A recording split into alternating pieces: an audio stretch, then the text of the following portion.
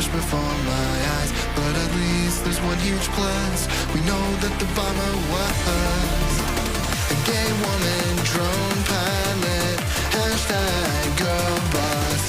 A gay woman, drone pilot, hashtag girl boss.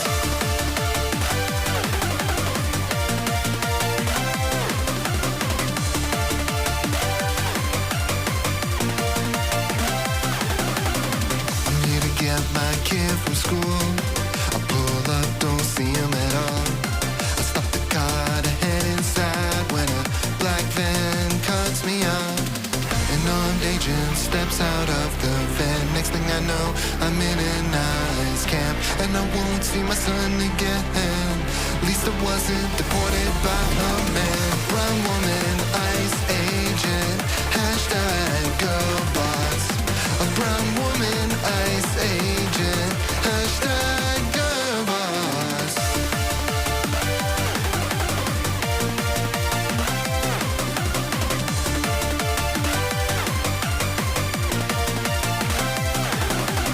I got laid off by a woman CEO.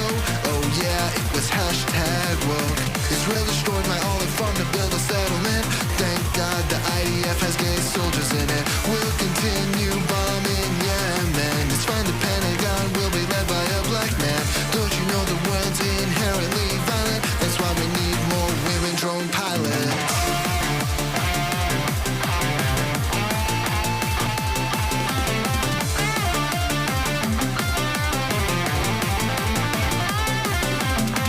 Someone murdered a white family in the year 1983.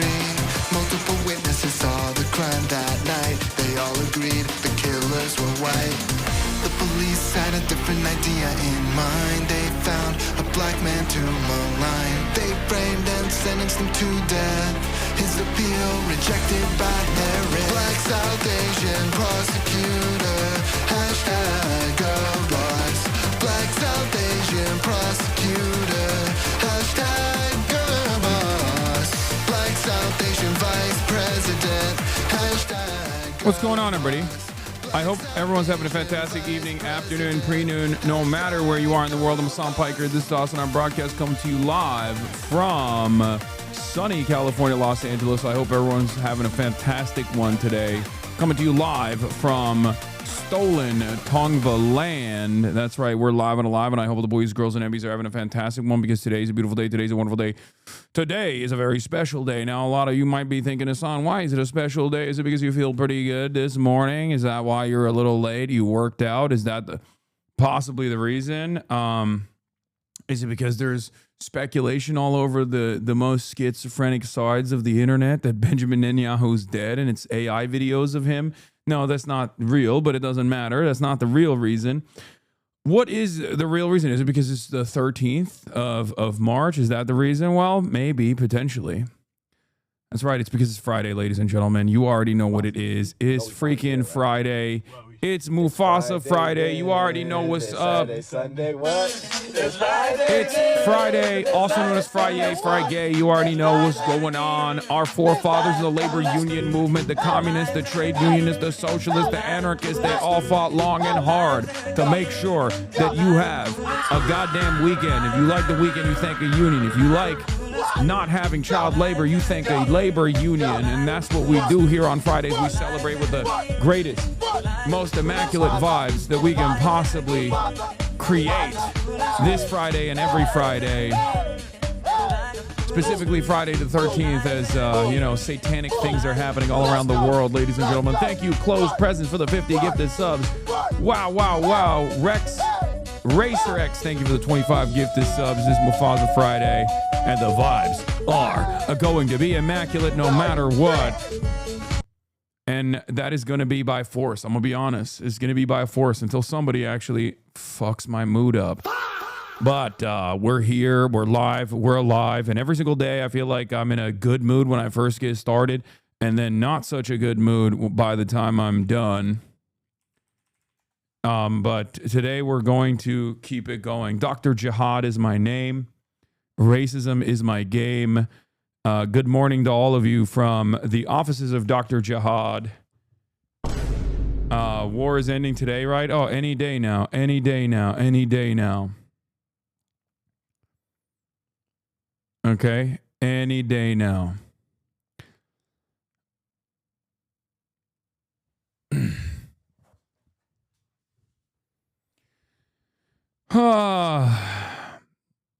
Incredible HasanAbi outfit coverage. Fashion bros need to be stopped. What is this? Okay, next. Hasan Piker looking dandy with like capris with high socks. I don't know who the hell this guy is. He's a politician streamer. Yeah. And is wearing a t-shirt that says "Make the Rich Pay." While he posted this, I remember there was a ton of uproar on Twitter because he is rich. And he posted this photo, and then he's also wearing... Okay, bro, this is, I mean, look at the filter, man. These filters don't even exist anymore. These are like, this is like looking at a black and white photo and being like, wow, I can't believe how different his style is. Yeah, man. It's from motherfucking 1974 at this point. These are prehistoric filters. We've lost the visco filters. You know what I mean? You can tell it's from like 2013, 2014. Give me a goddamn break. Wearing a photo that says, I met God, she's black, with a black person in the photo. Who's pointing at the shirt. With, it seems like there's about a 4-year gap difference or a couple-year gap difference, and he's like wearing the exact same like pants. No, these are photos from the same time frame, man. God damn it. Alex, you fucking cooked me, you son of a bitch. I'm never defending you ever again. It's over. Anyway, yeah, we'll look at that kind of stuff in a second. But this is a part of the broadcast where I tell you about my personal news about what's going on in the world of Hasan. I'll be between the time period where I press the stop streaming button and press the start streaming button. So help me God, that's what I'm gonna do. Last night I ended the broadcast. And what did I do? I ended the broadcast and I went to a dinner with the Voice of Hinrajab folks that are here for the Oscars. Okay? That are here for the Oscars. Inshallah, they will win. And I hung out with them a little bit. I had some kunefa from the Kunefa Bros. And it was a very emotional experience. I met some of the people that have made a bunch of the documentaries that I've actually watched here on this broadcast. Some of the documentaries that I've suggested: Israelism, 1948, the 1948 documentary. And it was very cool. It was very cool to meet these very interesting people that have, poured their entire lives to doing broad awareness, mass awareness, right, on these issues, and have lost their lives in the process. Some of them, right? So, yeah, it was an interesting experience. Did you watch the new Louis Theroux documentary? No, but I did hit him up to come on the stream, and he was like, I'm all podcasted out for the time being, but I'm down in the future. So, but I will be watching that documentary, and I will be interviewing the cast and the director and the producers of the Voice of Hinrajab tomorrow on the broadcast. So there's that. We're doing one clear Oscar winner a year. You know what I'm saying? Every year we get like the one Palestinian backed project that ends up winning an Oscar, but they win the Oscar after they come through this broadcast. No, I mean, all jokes aside, I'll have them on stream. So wait, I can't rewind the stream. Why is that? I don't know. But yeah, Epstein's Fury Day 13, Strait of Hormuz. Still closed. U.S. Stratotanker down. AIPAC is mad. Freaky Friday, BURGERREICH. Get in now. We got a lot to talk about, obviously. Why don't you get Norm Finkelstein on the podcast? It is too hard logistically. War's going great, though, guys. I promise it's going great. And anyone who says it's not going great is a liar, okay? Don't you ever put it in the news that the war is not doing great. America is cooking. I swear. I promise America's cooking. No naysayers allowed in here, right? Why don't you come to a uni at Montreal? I don't know, because I hate Montreal. No, it's just, there's no reason. Dow 50,000. The United States just joined the ICJ case to defend Israel. Hell yeah. On the wrong side of every story, baby. Recognize that if there is a crime happening around the world, we will be there defending said crime. Just for the sake of it, you know, just for the fun of it. The Dow. We'll be talking about the Dow. Nothing bad can happen. Only good can happen. But yeah, let's blast off and let's keep it going. Yeah, this is a pretty good blast off GIF as far as showcasing the RGC capabilities that were quite surprising. Caught us by surprise. Caught us off guard. It's very cool that virtually every single day Trump is like, it's going really good, but we're also going to punish them extra hard. But also we're punishing them super hard already. Make no mistake, the punishing is happening every day. Corduroys, thank you for the 25. Get the subs. You know, Donald Trump keeps swapping back and forth on how good the war is going. And that's when you know the war is, you know, is being won already. Any day now. It can end any day now if you choose to end it. It can end any day, and but we will end it. It won't be Iran. It won't be Iran ending it. We will end it whenever we feel like it. Whenever we're tired of bombing. That's right. That's right.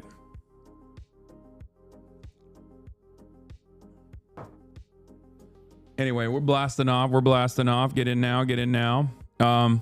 Your content keeps me saying as I go to school full time and work full time as we're in World War III. Thanks for your labor, Hasan. Of course. I try to do my best. Thank you for watching. The discourse on Twitter around the synagogue attack and the perpetrator's family being killed is so disappointing. Pro-Israel crowds are slandering his family members as Hezbollah fighters. It's even the kids in white, but the anti-Zionist crowd is also basically saying you get what you deserve to the temple because they support Zionism, literally just reverting to Israeli logic. Yeah, I mean, it's gonna... That is a normal... it's an unfortunate but normal outcome of 2+ years of genocide and like people basically setting their boundaries. Trim your stash, bro? Fuck no. I'm keeping the beard for Cuba too, for Cuba. I haven't watched the new Louis Theroux yet. There's going to be boots on the ground. Marines are going to die for Israel. Hell yeah, brother. I'm going to eat my crayons and I'm going to die for Israel. Am Israel high will be the last words coming out of my goddamn mouth. All right.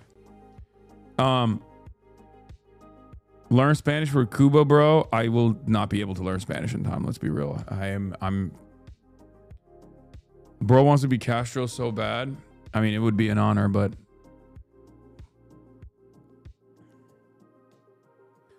we'll talk about we'll talk about all the synagogue stuff as well.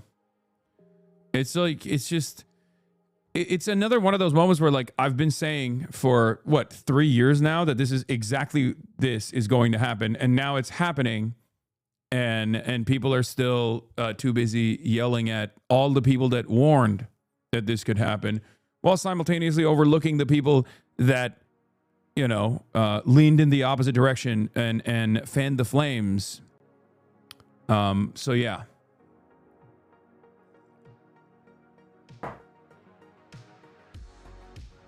What's up with the Ezra Klein fit? Hasan wearing the skin of his enemies? Yes.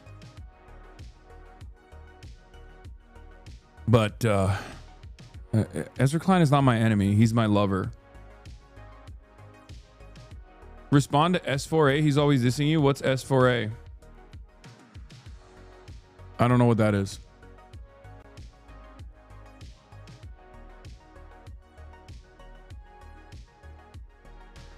Socialism for all? That seems great. I love socialism for all. I want socialism for all. That's great. I don't know who that is, but I like it.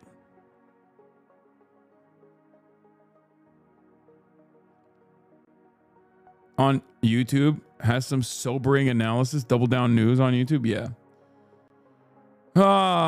Anyway, thoughts on Leon Kennedy replacing Kirsty Noem? Great. Finally. How was Castro good? I'm genuinely asking. I don't know anything about the man. Fidel Castro wasn't good. Fidel Castro was great. He was a great man. And so was Che Guevara. Okay? Some of the best. An unshakable will. Commanding legions. And following through on their emancipatory needs. A wonderful human being.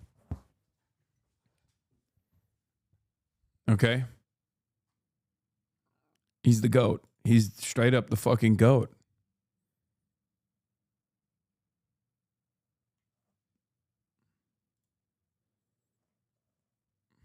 I wish we had more men like him. Unfortunately, we are utterly devoid of men like him. I steal his bit all the time.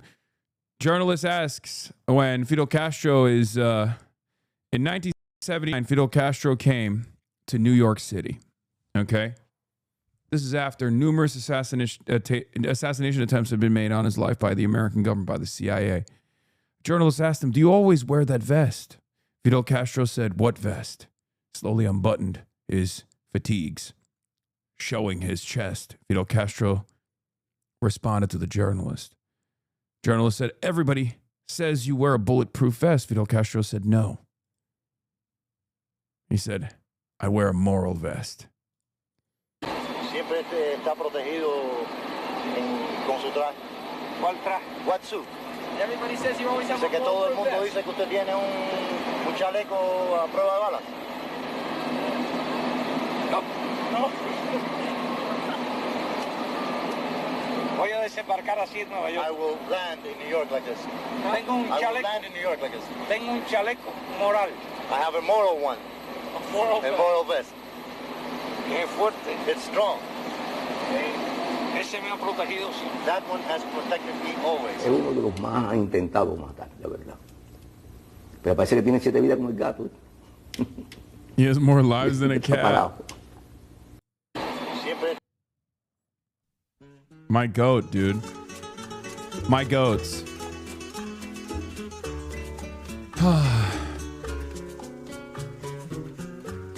They were slow cooking your ass on Dutch oven Twitter last night, HasanAbi. What is that even? What's Dutch oven Twitter?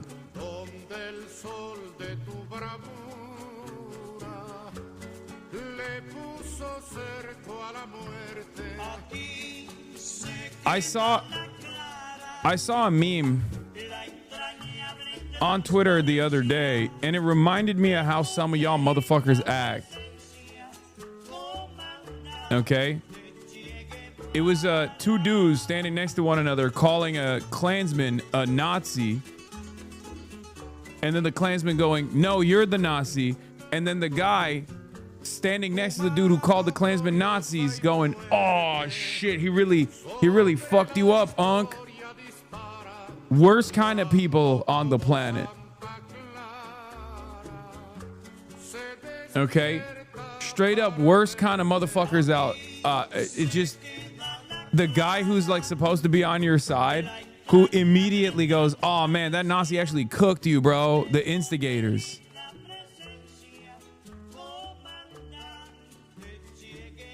Anyway. All right. He really races a Mogdu, Unc. Have you watched One Piece live action season 2? No, I have not. Explaining meme like a boomer, like my boomer dad. Shut the fuck up. All right, where were we? Okay, so we're blasted off. We're going to get the situation monitoring right now. Lots going on in the freaking world. My friend survived so many U.S. attacks that a bulletproof vest would be a joke. He smoked a cigar with poison and survived because he had frozen the cigar beforehand, which neutralized the poison. Jewish Insider tagged you in a post today. No, that was yesterday. But we can talk about it again. Democratic divide over anti-Semitism erupts in clash between Third Way and Ro Khanna. Ro Khanna, who has been an outspoken anti-Israel voice, says he stands with Hasan Piker, Graham Plattner, and Zohar Mamdani during the Michigan synagogue attack. Imagine calling yourself a leftist while siding with white supremacist pedophile-loving Nazi Nick Fuentes over Hasan Piker on the subject of anti-Zionism. Lamau, everyone here is clapping when they see your bravery. What is this? Oh, yeah. This is the type of shit that people say on here. Hasan is such an embarrassment that he managed to lose an argument to Nick Fuentes. Like, what's the argument here? Like, what's the argument that I lost to Nick Fuentes here? That, like, it is Jewish censorship? Is that what you're saying? So you just agree with Nick Fuentes then? Like, it's so dumb. I was a never Hasan guy before the war started, but I started following once it started, and you've done a good job reporting on it, but I still struggle with some of your behavior, lol. You'll get there. Many, many people do this. Many people start off. What? His facial features, except for the excessive hair, are simply perfect. Why does he have such a good figure? Actually, with his body type, anything he wears looks stylish. What? Billy Billy glazing me? He looks great in this outfit. Let's go. Yeah, this is the meme. This is the meme. This is it. This is, yeah. You guys are losers. Kill yourselves. Durr, you guys are losers. Dang, you gotta admit they low-key cooked you. This is my chat, bro. This is literally my chat like 90% of the time. Okay? 90% of the time, I'll be in the fucking trenches, okay, getting my ass dug out by like 500 different advocacy groups with moneyed interests attacking me from like every fucking angle possible. Like, you got AIPAC on the side calling me a fucking anti-Semitic neo-Nazi. You got like corporate interests also leaning in on the fight. You got Third Way from the Democratic Party also joining in on it. And then you still got dumb motherfuckers in this community being like, damn, the Third Way guys actually got you, bro. They got you, though. They did. Why'd they get you, bro?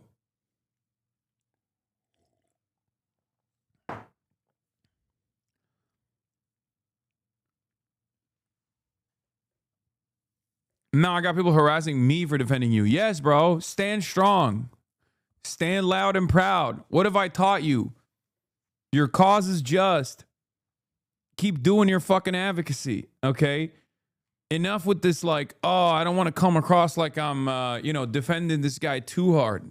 It's fucking ridiculous. These guys are like very actively, they're so stupid. They very actively are trying to sever my ties with like, elected representatives. It's just not going to work. But like, it's so dumb. You don't have to 100% like the person, like everything a person does, to follow and agree with most of their commentary law. Nobody's perfect. And I think you love every single thing a person does. You're probably a little parasocial. Everyone starts somewhere, chatter. Brother, you're reading the funnies in the newspaper. We got to get you in a home. See, this is what I mean. This is what I mean.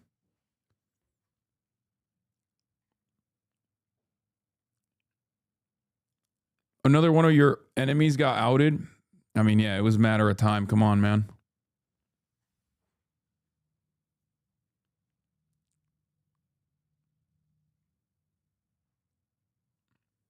It also is unironically, because like it's a little bit like the Zoran Mamdani method. I mean, it doesn't really matter. You just keep pressing on shit that you believe in, Do you like potato wedges? Yeah, I do.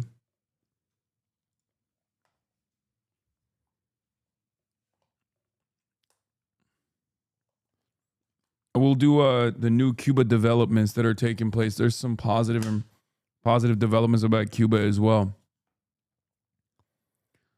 But yeah, Gabby Deutsch writes this article. Following a Republican convening this week focused on combating right-wing anti-Semitism, a prominent moderate Democratic group urged fellow Democrats to follow the lead of Senator Ted Cruz in calling out anti-Semitism within their own party. We certainly believe that Cruz was right, and our side is a real anti-Semitism problem too, and that many Democrats are failing to face squarely. Matt Bennett, Executive Vice President for the Public Affairs at the center-left think tank Third Way, told Jewish Insider on Thursday. His comments came after Lily Cohen, a press advisor at the organization, shared a post highlighting Cruz's comments at the Republican Jewish Coalition confab and said she would love to see more Dems calling out anti-Semitism on their side with the same fervor. Cohen specifically mentioned Maine Senate candidate Graham Plattner, New York City Mayor Zohran Mamdani, and the far-left anti-Semitic streamer Hasan Piker.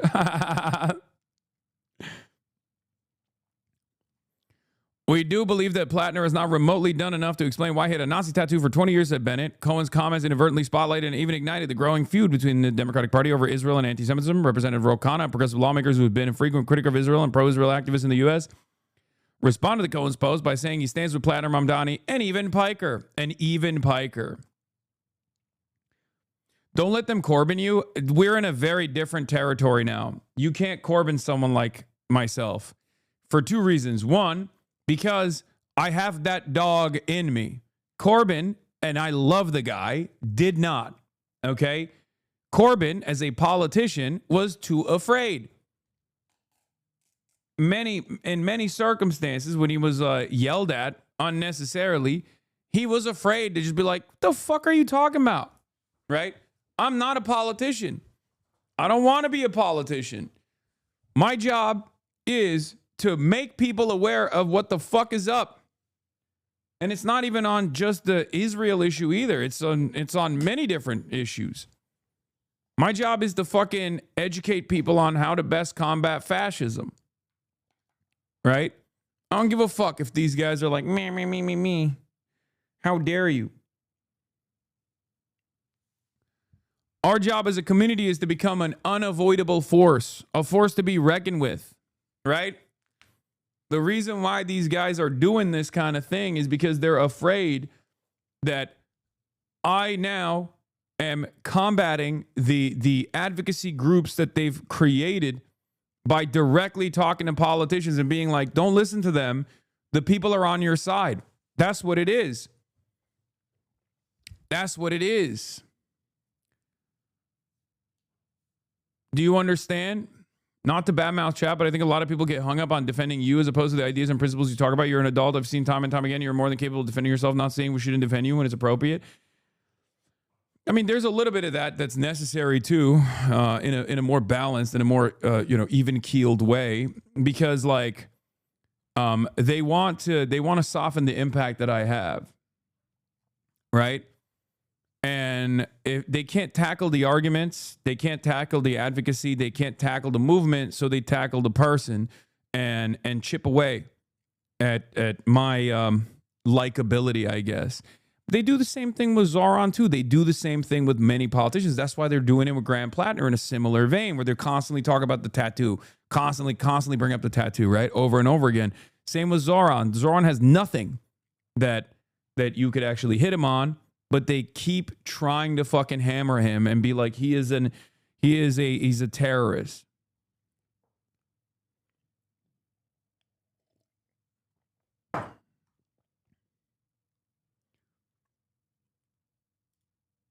What is this? Row threw you under the bus? What? No, this is, guys, he's a politician. Okay. Yeah. He threw me under the bus so hard that he's going to fucking come on the broadcast like in a couple weeks again. Yeah. The Plattner clip of him dancing with a tattoo were in front of his Jewish in-laws. They never mentioned that part. Yeah. It's kind of funny and kind of stupid. But in any case, guys, be smart. Be smart. Okay. The point is, this kind of attack doesn't work anymore. Hey, please do a call-out post with this guy. Hey, Hasan, do a call-out post with this politician. All I care about is drama. Please feed me. Yeah, there are a lot of people who want to do this kind of thing. They're well-intentioned, but they don't fully comprehend what's going on. It's like the same people that think like, well, Zoran threw you under the bus. Like when he said, when he literally said on the spot, like, I don't agree with his comments on 9/11, but I'm not going to apologize for going on his broadcast. It's part of the reason why Democrats keep losing, because they refuse to go on podcasts like this. Remember? And everyone was like, whoa, I can't believe it. It's like, yeah, bro, we literally fucking, I played a role in that sword falling operation. I can say it now because he won the election, so it doesn't fucking matter, right? If these Jewish advocacy groups are serious about protecting Jewish Americans, they would appreciate people who talk about Israel like you do, because this is the last line of defense against anti-Israel equals anti-Jew. I know. The problem is with the neocons in a party who blundered into Iraq, 20 years in Afghanistan, Libya, and Gaza, and now support the Iran war. Out with the old guard. We need a new moral direction, Ro Khanna wrote, prompting Bennett to call on Khanna directly to do more to oppose anti-Semitism. We do not support the Iran war. We have publicly and strenuously opposed it, but we do stand against anti-Semitism. It would be good if you did too. When Khanna posted a message on X condemning Thursday's active shooter attack on a suburban Detroit synagogue, Jim Kessler, another senior third way official, offered a verbal eye roll. Yada, yada, yada, Kessler wrote. Like, you can't, you're betraying the severity of the crisis at hand by literally talking about people who actively do advocate against anti-Semitism, actively do a lot to combat anti-Semitism, and then also showcasing like fucking verbal eye rolls as though they are sincere criticisms, right? If you're doing that, then like you clearly don't give a shit even about the synagogue attack, you know? If this is an opportunity for you to fucking complain about people who have never said anything anti-Semitic, like if this is an opportunity for you to fight your own internal Democratic Party war because you're so mad that the Democratic base is no longer on the side of fucking Israel, right? Then you're not sincere about combating anti-Semitism at all. It's fucking ridiculous. Anyway, let these guys chirp. They're chirping into the fucking wind, right? There is a version of this that took place as well with obviously the number one creator of anti-Semitism, the number one educator of anti-Semitism, perhaps the worst possible person tasked with combating anti-Semitism, Jonathan Greenblatt, where he went on CNN to talk about this, the synagogue attack that took place. Okay. And what did he do?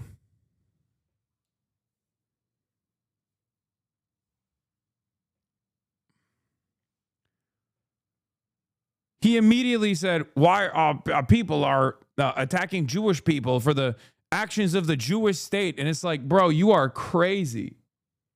You are a crazy person. The ADL has been celebrating this war and despicably connecting it to Judaism from the start. Today is Purim, a holiday when we celebrate the thwarted plot to annihilate the Jewish people of Persia, modern-day Iran, and the courage of those who stood up against hatred. This year, Purim story feels closer than ever. The former Iranian regime supreme leader Ali Khamenei, a man who openly and obsessively called for the destruction of the Jewish state of Israel and the death of Jews worldwide, is a stark reminder of how the themes of this holiday echo in the present day. That's a crazy thing to say, big dog. Like, 80% of Americans, whether they agree with it or not, think that or understand that this was like Israel's war and we're fighting Israel's war for them, right? So for you to turn around and be like, this is just like the Purim story is fucking crazy. Because guess what? You might not recognize it right now, but the overwhelming majority of Americans also don't like that we're fighting Israel's war. Like, I know people immediately rush to say, oh, this kind of like attack is, a false flag or whatever. But I don't think the synagogue one was a false flag. I think it was blowback. There's usually two types of domestic terror that takes place on U.S. soil. Blowback, which is real. It's like sincere, right? Or false flags. This one is blowback. It's an unconscionable act of violence. Luckily, none of the kids or no one in the synagogue was harmed. There is no justification for it as far as like the synagogue's own allegiance to the IDF, right? I'm not going to fucking sit here and be like, that's appropriate, right? It's not. It's ridiculous. And I will never fucking allow any commentary in that regard. Having said that, however, the connection between Judaism and Zionism, the connection between Jews and Israel is literally held together by Jewish institutions, including but not limited to this synagogue and many synagogues around the fucking country and every single Jewish advocacy group. You got to cut it out. You got to fucking sever those ties, man. It's crazy. And that still probably won't stop the explosive growth of anti-Semitism in this country. But like it's ridiculous that like even at this point when Israel's popularity has completely fucking tanked, and you still have these institutions, these Jewish institutions, these advocacy groups straight up saying, no, no, no, no, you don't understand. We love Israel. We love Israel. It's the only thing we care about. It's the only thing we focus on. Us Jews, we love Israel. We love everything that Israel does. And if you say anything about Israel, then fuck you. Like, when you do that, of course people are going to be like, all right, well, all right, bet.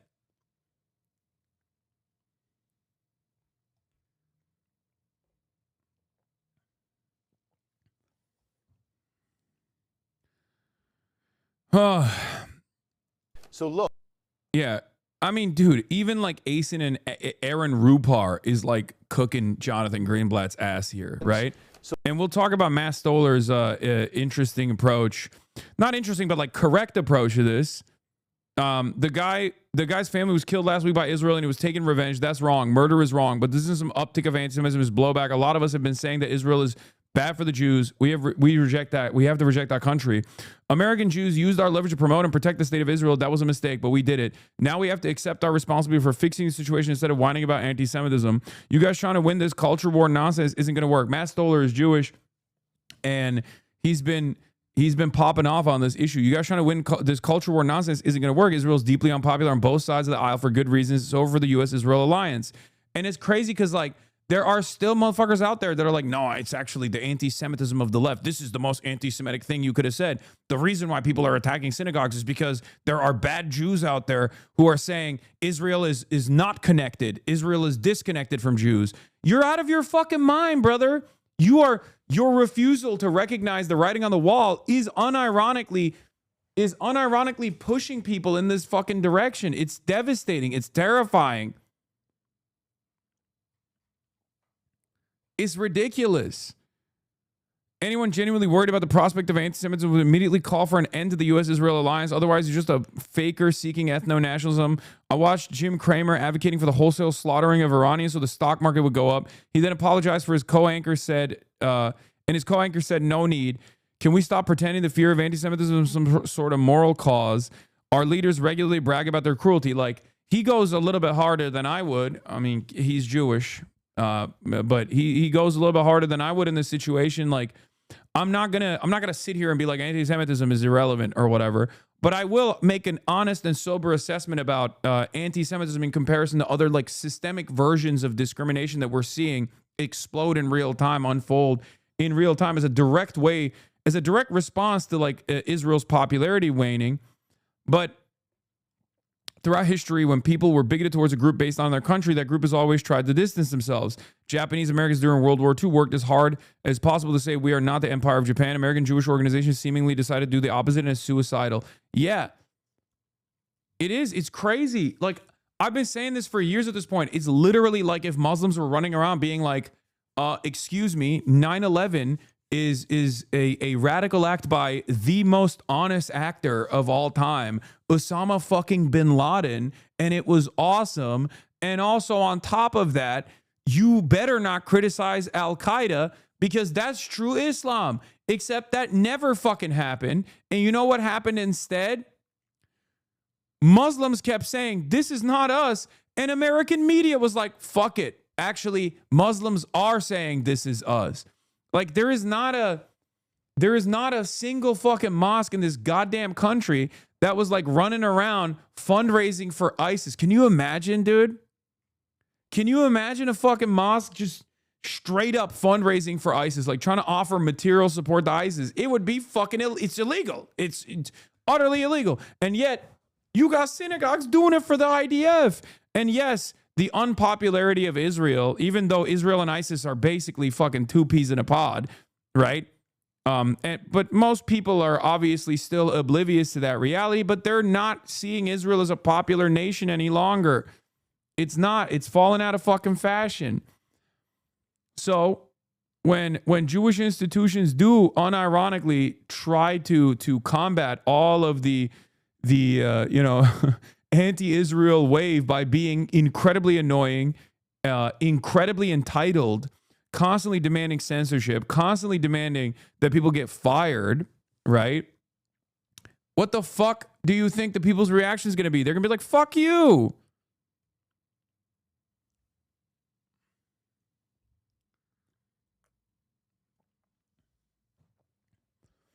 And it's so crazy that, like, a lot of these guys, maybe it's because of my position, like being on the left flank of American politics, is crazy that so many of these dudes that spend a great deal of time, quote unquote, combating anti-Semitism when they're not actually combating anti-Semitism, but fomenting it by connecting Israel to Jews around the world and saying there is a monolithic Jewry from one side of their mouths, and then simultaneously saying if you say there's a monolithic Jewry, it's anti-Semitic on the other side of their mouths, which is, by the way, literally the weird juxtaposition, the contradiction here is literally baked into the IHRA, International Holocaust Remembrance Alliance definition of anti-Semitism. It doesn't make any sense. On the one hand, they will correctly point to the idea of a monolithic Jewry as a deeply anti-Semitic conspiracy. On the other hand, they will say all Jews are monolithic, and if you fucking criticize Israel, you're criticizing the monolithic Jewry. You are no different than Nick Fuentes, brother. You're fucking insane. I've been warning about this non-fucking stop. The ADL, if it was actually earnest about its goals, equivalent for Muslims would be something like CARE. And CARE's primary job for the last 25 years is to say that whenever an act of terror is committed by a Muslim group, we as Muslims are horrified and do not condone it. The ADL has never done that and will never do the same for Israel. Of course, the ADL's primary job is to say it was awesome that Israel did an act of terrorism and it was for the Jews. It was for the Jews. It was awesome. And if you actually fucking are horrified by this act of terrorism that Israel commits with impunity, with unlimited tax-funded bombs, then you're a fucking anti-Semite and you hate Jews. You're a Jew hater. It's fucking insane. The dam was inevitably going to break, and now it's fucking broken, and these guys still don't see it. Yeah, let's see what Greenblatt had to say to Wolf Blitzer. By the way, Wolf Blitzer literally worked for AIPAC, okay? Like, love Wolf Blitzer, okay? That's my goat. That's my sexual panther. But, I mean, he straight up fucking worked for AIPAC. Jake Tapper is a massive Zionist. So is Dana Fash. It's crazy. So is fucking Maoist third worldist Van Jones, right? Like, We're seeing Jewish people, the Jewish state, blamed for the war in the Middle East. That is wrong. It is wrong to scapegoat. It is wrong to hold Jewish people accountable for something you don't like on the other side of the planet. And we really need leaders on all sides in politics, running. Like, bro, do you not understand what you're doing? You literally just said the Jewish state, okay? You can't say both of those things at the same fucking time. You can't say both of those things at the same damn time, okay? It's ridiculous. It's fucking ridiculous. Especially because, like, normally I would say Americans are not very, Americans broadly are not like the smartest or the most woke when it comes to this shit. And it's like complex narratives or nuance is oftentimes lost in the conversation. That's why it's much easier for Americans to like oppose Israel by being anti-Semitic rather than oppose Israel on the grounds of anti-Zionism, on the grounds of anti-fascism, on the grounds of being anti-genocide, right? So oftentimes it's a little bit of both. However, when you do this argument, there is no nuance. You're literally saying, how dare Americans blame Jews for the actions of the Jewish state? What the fuck is the average American going to think when you say that on CNN? It's ridiculous.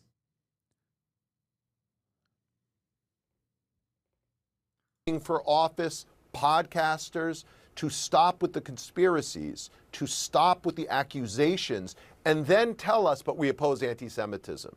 You don't get to say you're opposed to hate if you're trafficking in hateful conspiracy theories.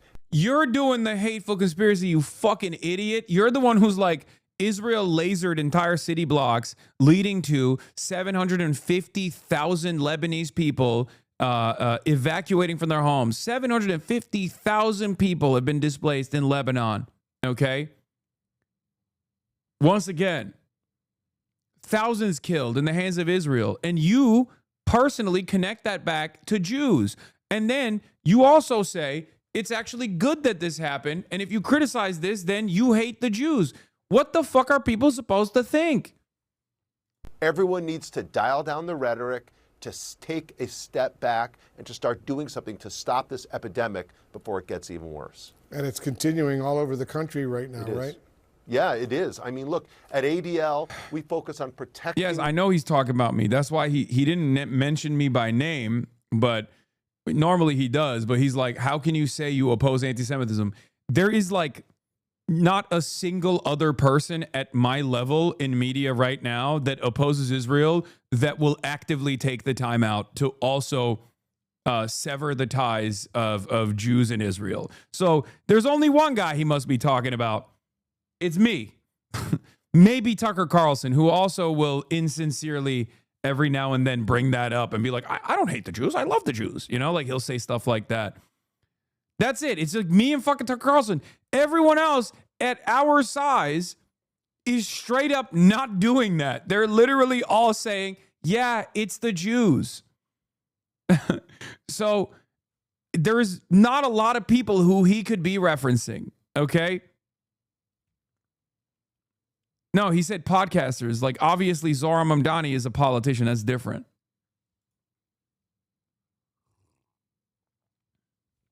I guess Mehdi Hasan, too. He doesn't get a lot of...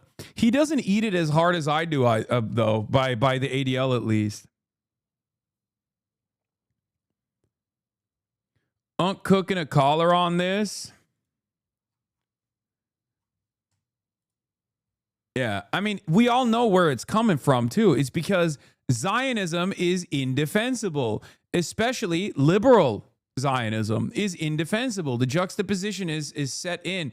The ideology itself is ultranationalist. The ideology itself is fascist. The ideology of Zionism is built around Jewish ethno-religious supremacy. It's built around the foundational principles of ethnic cleansing of all of the non-Jews in the region. And that's precisely what Israel has done. So it's not even like something you can deny. You can't just be like, oh, well, it's just an ideology. It's not, what's the problem here? I mean, they're acting out these desires, right? So because you can't fucking defend that, because it's an inherently contradictory concept, especially because Zionism still very much relies on unlimited support from liberal nations in the West, you just have one option, which is to constantly say, how dare you? You're anti-Semitic. You need to stop talking. And that shit used to work. 5 years ago, that shit used to work, especially because most people had not really thought about Israel at all or had a positive opinion of Israel in general. Yeah, no, they hate Mehdi Hasan too. They do call him a jihadist. They do. That's true. Actually, you know what? You're right. It literally is just people that are at our level in the media that are actively trying to fucking cut ties between Judaism and Zionism that consistently get fucking attacked. It is kind of crazy. Like, they do not spend this much time or effort on Nick Fuentes, bro. They do not even spend this much time and effort on Candace fucking Owens. It's just motherfuckers who literally are saying like, no, dude, no, it's not. This is something separate. Please stop. Sam Cedar doesn't get hit as hard because he's Jewish. I think that's part of the reason. But yeah, if you're Muslim and doing it, they're like, nope, you're a terrorist. You're a fucking Islamist fundamentalist.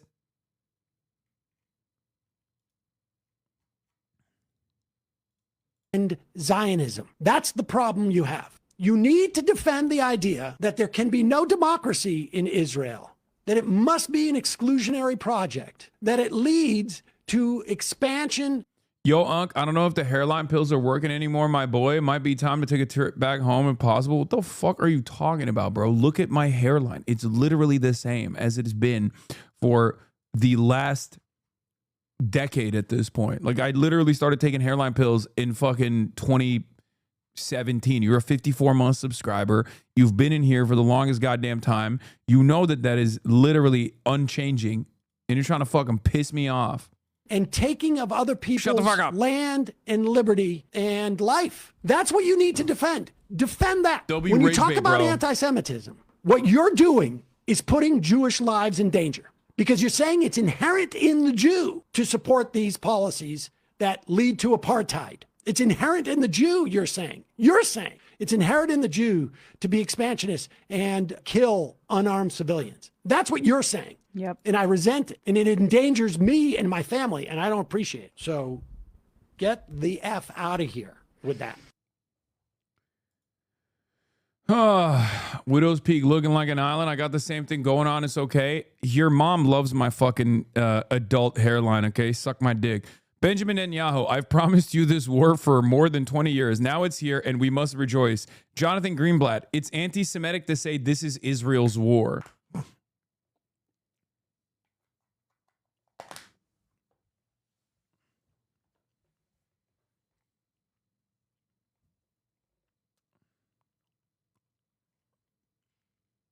If someone is pro-Palestinian, they should stop using that term. If it's an oxymoron, you can't be a liberal Nazi or a liberal fascist. Yeah, I mean, I've said it. Matt got some flack for this tweet, and I must say I do disagree with his takes here. I get the gist, and the thing, QRT is dumb as fuck, but I think it's blatantly false and not constructive. Anti-Semitism can be a real thing, irrespective of the Zionism crowd. This feels overcorrective. There is no anti-Semitism on the left, none, and anti-Semitism isn't a meaningful political problem in America. Just stop it. I mean, I think he's being fucking aggro. It's just, here's what it is, okay? Of course, there's different versions of racism and bigotry in every aspect and in every facet of American political existence. This is the exact same way that people on the right cynically attacked Jeremy Corbyn. They were like, well, Labor has a anti-Semitism problem. Were there Labor Party members that had said things that could be anti-Semitic, could be considered anti-Semitic? Of course there were, right? But at the end of the day, you got one party that is like literally propping up statues of Nancy Astor.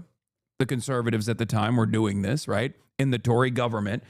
And the entirety of the media was slamming Jeremy Corbyn on anti-Semitism allegations. Nancy Astor famously said Hitler had the right idea about the Jews.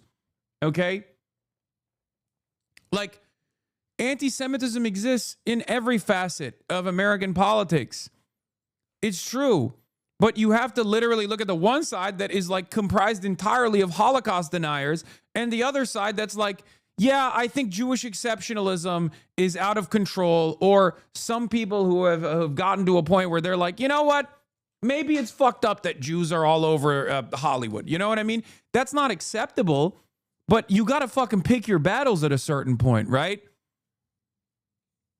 Like if one side is literally arguing on the basis of whether or not Jews are white any longer, because that's what the fucking right-wing side is major point of contention is, and the other side is saying no, Jews are white, which is why we shouldn't be fucking treating like anti-Jewish sentiment in any way, shape, or form as though it's different than like being fucking anti-Italian or whatever.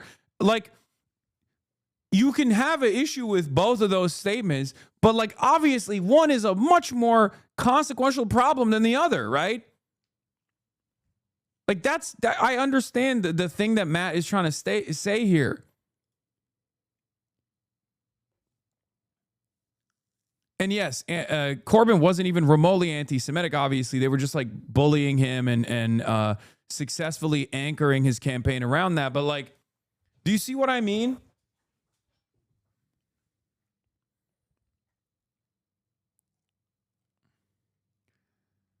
This isn't to say that anti-Semitism isn't an issue. It's a bigotry, of course, as all bigotries. And it is different than like anti-white versions of bigotry. Anti-whiteness is not like associated with any sort of like historic systemic discrimination. Anti-Semitism at least is associated with some very heinous historic discrimination against Jews. You don't have the same thing for like white people broadly. But anti-Semitism, for the average person, person's perspective in the United States of America in 2026 is seen as like, you know, white people crying. That's what it's seen as broadly, right? And depending on your outlook, okay, what is this? You sound borderline anti-Semitic for Jews, especially you are Arab by birth. This proves exactly what I'm saying. This motherfucker literally went and said, hey, do you have a nuanced approach to anti-Semitism and systemic forms of discrimination, as your advocacy has been anchored around combating hatred of all different sorts for the past 13 fucking years? You sound Arab by birth. You just proved my fucking point. Like this right here, especially you are Arab by birth. One, I'm not even Arab. I'm Turkish. Doesn't matter, right? My name is Hasan. You're like, oh, Hasan, Muslim name. That's Arab. You're Arab. But like, especially, like the sentence modification there with especially, or the even the notion, if you were like, well, you're Turkish, of course you fucking hate Jews. That in and of itself is racist, you fucking moron. Your incapability of hearing what I'm saying and then immediately assuming that I must hold these opinions, not because this is something that I have studied, something that I have learned about, something that I care about, something that I've talked about tirelessly, endlessly. You just automatically go, Arab. Like, that's it. You have just proven my fucking point. You're being racist, dumbass. And you don't even recognize it because it's so normalized in your fucking circles. This is the point.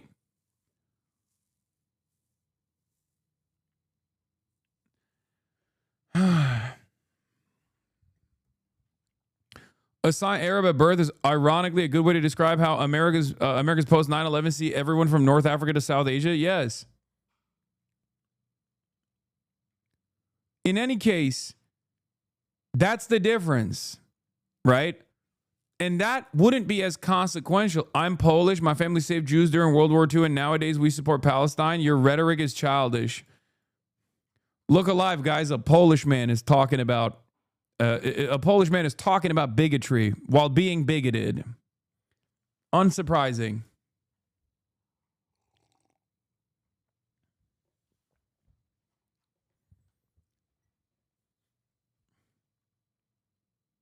Hasan's crash out to being called Arab is the most Turkish thing he's ever done. No, man, I don't give a fuck when people call me Arab or whatever. Obviously, I stand with all people, okay? I don't give a shit.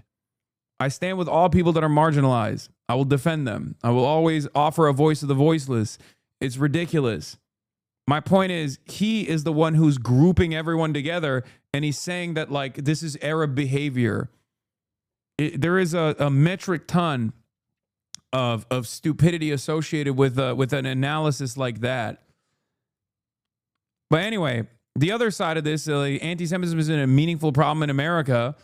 For the time being, anti-Semitism, as Jews are still considered a part of the white class, right, as a part of the in-group, hasn't gotten to that degree. But there's a long way for Jews to go from being treated like white people, which they are being treated as currently, to being treated like black people, which is the lowest version of like the highest degree of systemic discrimination, right? Because like the question for Jews now in the upcoming decade is like, are they white or are they not white? What they're actually going to be bracketed off in the interim is going to be like Muslims, okay? Probably not to the same severity, but you know, when you get knocked down a peg from whiteness, you go to like Muslim category, okay? There's still many different rungs to go through.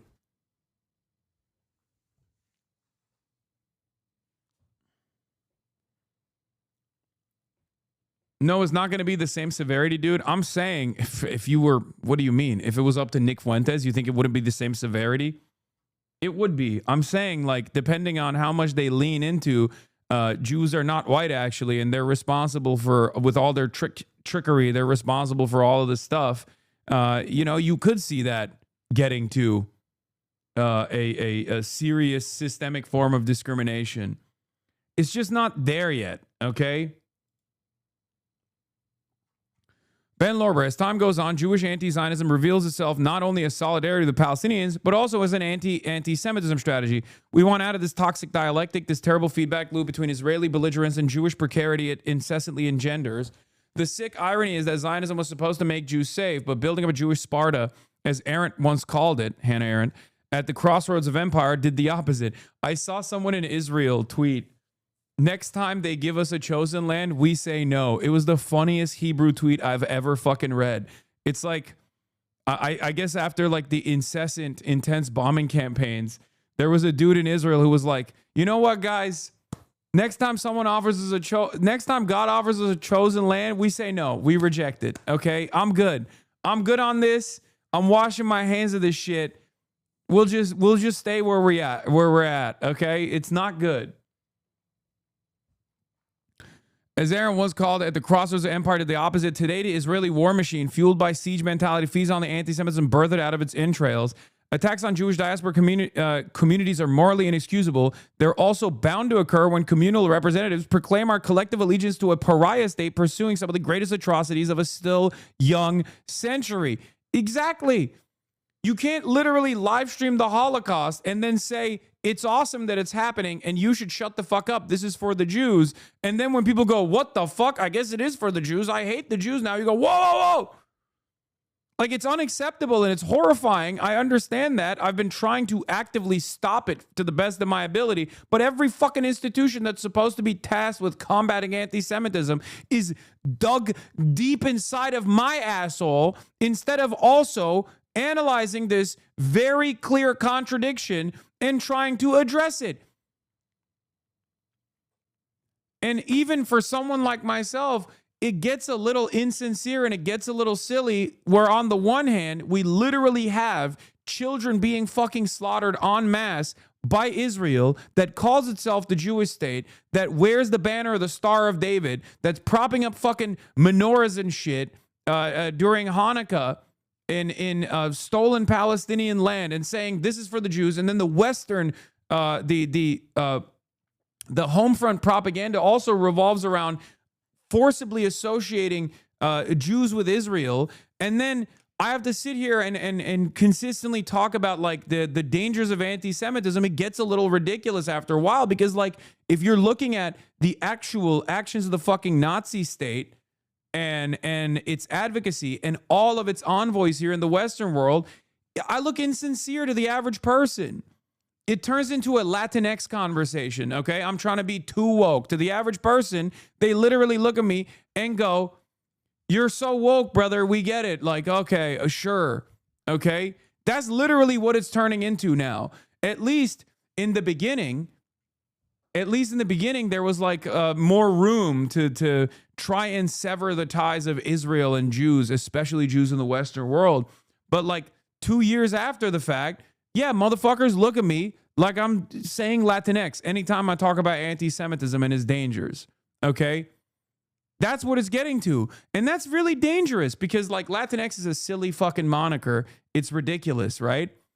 But what that spells for American political discourse implies that people don't want to talk about anti-Semitism anymore. People don't give a fuck about anti-Semitism anymore because they see anti-Semitism as the primary vector to combat Israel. You don't want it to get there. And I've tried to stop that from happening. But these very same institutions that are supposed to be tasked with fucking combating this shit are more predisposed with yelling at me, calling me a fucking Nazi for calling Israel a Nazi, ironically enough. And they openly say it too. With respect, please stay out of the Latinx thing. Ain't no fucking way there's a defender of the utilization of the term Latinx in the big 226, okay? Ain't no fucking way. Ain't no fucking way we got woke one relics in here still. Dude, respect. Actually, you know what? I respect you so much. I respect you. I didn't even fuck with this in like 2018 when it was popping off, okay? I didn't even fuck with this in 2018, right? When Woke 1 was happening, I was like, I'm not doing that. That looks silly. I'm not going to do that. I'm going to look like an out-of-touch white asshole who's like trying to be hyper woke, right? Hypersensitive. But to do that in 2026, I respect you. You were the biggest Woke 1 warrior. And Woke 2.0, you're still engaging in the most consequential advocacy. This Latinx veteran hid for 30 years in a forward operating base in the Philippine Islands, and he is still waging that war. He's stealing from the local Pinoy gang to make sure that he has the proper sustenance. He's still fighting the good fucking fight, okay? Respect.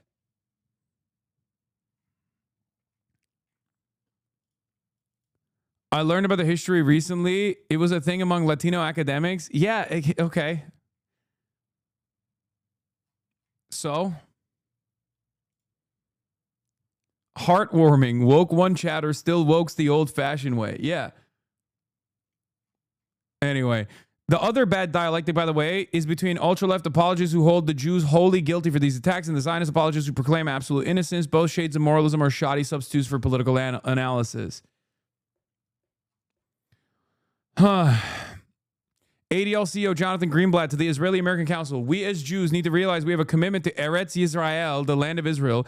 We need to reaffirm our relationship to the state of Israel. You cannot take Zionism out of Judaism. All Jews have a commitment to Israel, and you can't take Zionism out of Judaism, but you can't blame Jewish people for anything else Israel does. It's just a double standard, not a coherent position, and obviously contributes to the spread of anti-Semitism. Exactly. What pro-Israel people actually want is to be able to freely conflate Jews with Israel while making sure no one else can do so. It's a dangerous strategy, especially because it won't work.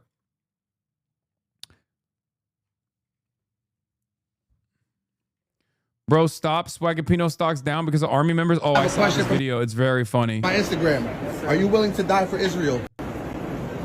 Huh? Dude, he's like, I saw this video. It's so cringe. It's so cringe. He has an opinion, but he cannot say it. Okay. Damage was caused to at least 3 sites in central Israel. All right. Let's get to 4 crew members killed in U.S. Stratotanker plane crash.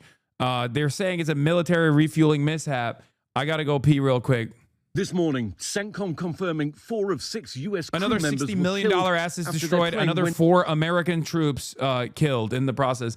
I thought it was 6, but they're saying 4. Hold on, I got to pee. In Western Iraq, U.S. Central Command saying a KC-135 refueling plane, like this one, crashed during Operation Epic Fury. Unlike fighter jets, these planes aren't equipped with parachutes or ejection seats. CENTCOM saying the incident is not due to hostile fire or friendly fire, but the plane was involved in an incident with another aircraft which landed safely.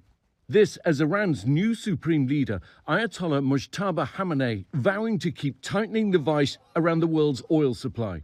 In his first public statement, Khamenei, who's neither seen nor heard, insisting Iran will carry on its strategy, saying the leverage of blocking the Strait of Hormuz must certainly continue to be used. Overnight, President Trump asked if he believes the Ayatollah is alive. I think he probably is. I think he's damaged, but I think he's probably alive in some form. Energy Secretary Chris Wright saying the U.S. Navy won't be able to escort ships until at least the end of the month. All of our military assets right now are focused on destroying Iran's offensive capabilities. This as the conflict intensifying. Explosions ringing out throughout Tehran in videos seen online as thousands take to the street to mark International Quds Day in support of Palestinians. Smoke seen rising in the capital. And over 500 miles away in Lebanon, Israel now launching a growing assault against the militant Iranian-backed group Hezbollah, killing more than 680, according to local authorities. Our Matt Rivers in Beirut. There was another airstrike right there. You could see the flash. And then eventually the explosion reaches us here on the rooftop. The widening war taking its toll on civilians. UNICEF now saying more than 1,100 children have been reported. What the fuck is this? I watched Top Gun Maverick and I assumed the Air Force was cool as fuck. God damn, chatter. You got cooked, huh? I just watched. Dude, I've been playing COD for years. I thought this shit was easy. What's happening? I thought this shit was a rap, brother. What is going on, Brody? Injured or killed in the violence across this region. Well, the Turkish ministry. BBC is confirming that all 6 have died. All 6 crew members killed after U.S. refueling plane crashes in Iraq. By the way, they're doing the thing where they're like making it seem as though this was like a refueling incident potentially. The CENTCOM came out and said this was neither a hostile incident or a friendly fire incident, but a secret third thing. I suspect that it's actually what are the fucking rockets that they're using?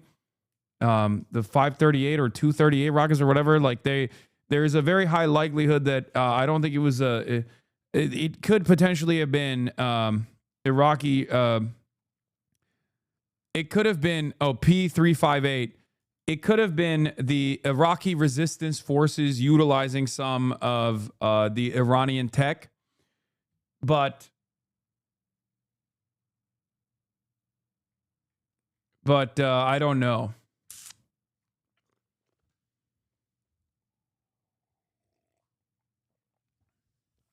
What is Al-Quds Day? Al-Quds Day is a day of remembrance for Palestine. They already had it in Iran last night.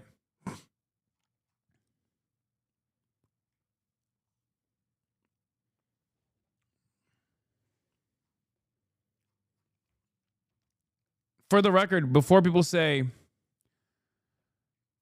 it was a mid-air collision while refueling, I mean, it could have happened. It could have been the case.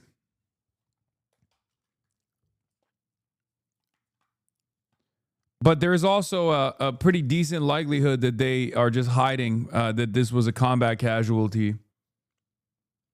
You know what I mean? Yeah, mid-air collision with a rocket. All 6 members of a U.S. military refueling aircraft crews have now been confirmed dead after a crash in western Iraq, U.S. Central Command has said.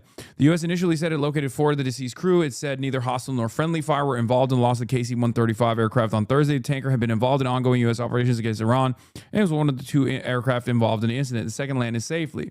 There was a photo. The reason why I say it's probably not a fucking mid-air collision is because the second Stratotanker had its vertical stabilizer clipped.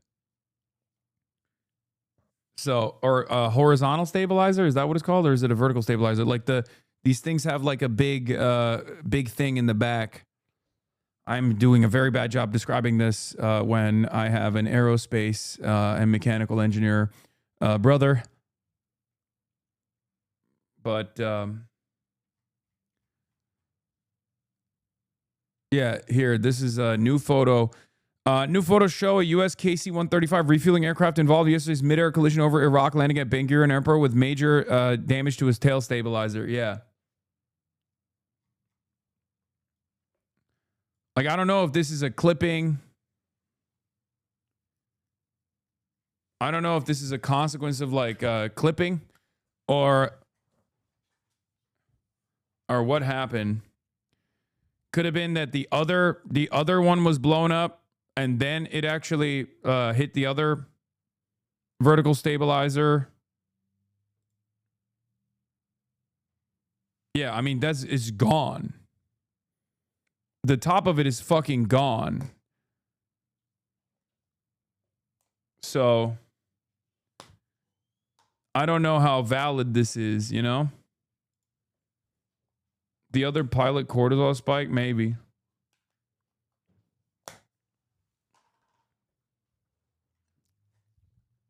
Just know that normally these refuelings happen at like 19,000 feet, super high altitude, which is, you know, out of reach of conventional small arms fire, obviously, and out of reach of like many of the weapons that the Iranians have and the Iraqi resistance forces have, except for they do have some rockets that can reach that height.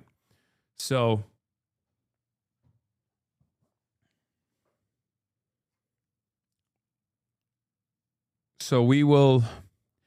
we'll find out soon enough. The Boeing manufactured aircraft are capable of refueling planes midair and play a major role in U.S. military operations. They've been playing an extensive role in this military operations because the runways that are in the vicinity of Iran have been fucking toasted. They've been cratered. They've been lasered. If you're wondering why Iran was attacking the Gulf, this is why. So they have to engage in refueling because planes are taken off from a much further distance than they normally would in these bombing operations. And because they can't actually fucking go back and sit on a runway nearby, they have to get refueling in these bombing campaigns. And it could be a consequence of like the Stratotankers pilots constantly being in the air and you know, being fatigued. Or it could have been that the Iraqi resistance, at least the IRGC claims it was the Iraqi resistance that, you know, clipped one of the 2 Stratotankers.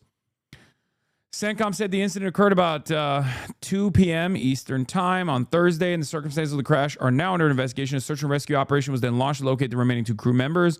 U.S. Military Command Unit added that the identities of personnel who had been killed were being withheld for 24 hours so the next of kin could be notified. General Dan Kane, chair of the Joint U.S. Chiefs, told the news conference on Friday that the plane had crashed while the crew was on a combat mission. U.S. Defense Secretary Pete Hegseth hailed the aircraft crew members as American heroes, stressing that their sacrifice will only recommit us to the resolve of this mission.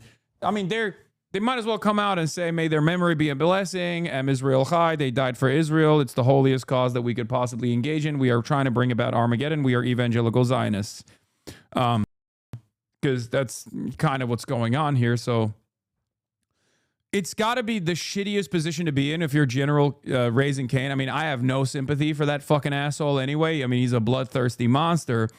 But it is fairly funny to think about from a truly, amoral perspective. If you were to look at his like career, if you look at his ambitions, if you look at what he was able to conduct in Venezuela as a competent military operation, he very clearly didn't want any of this to happen, which is precisely the reason why in the buildup of the armada surrounding Iran, what did he do? He warned the administration in closed-door meetings. The administration clearly didn't listen to him, and instead listened to Benjamin Netanyahu and Lindsey Graham, the most compromised man in American politics. And then what did General Raising Cane do? He went to every media outlet he possibly could, and sang to them. Okay, he was like, "Listen, we don't have the missiles. We don't have the munitions to defend Israel. We don't have the munitions to even, God forbid, entertain a war with China. This is a devastating idea. We shouldn't do this." Remember, he did that shit. That is genuinely a unique moment. That should have been a warning sign, a clear-cut warning sign. Okay? And now we're nearing boots on the ground territory here as, battle casualties keep going up, as the economic damage keeps rising, as the American defense munitions are getting depleted day in, day out, as seemingly the Iranian missile striking capabilities have not deteriorated to such a degree that they can't stop Iran from striking Israel. They can't stop Iran from striking the UAE and all these other Gulf regional actors as well. So where do we go? Where the fuck do we go? Meanwhile, our European allies are talking to Iran directly. France and Italy opened talks with Iran in hope of securing safe Hormuz passage. Who controls the Strait of Hormuz? It's certainly not America. Because if it was America, Italy and France would go to the United States of America. Breaking news, European countries, including France, have opened talks with Tehran, seeking to negotiate a deal to guarantee safe passage for their ships through the Strait of Hormuz, according to people briefed on the efforts. If I'm the Iranian leadership, I'm telling them, hey, don't talk to me, talk to the Americans. Forcibly decoupling America from Europe.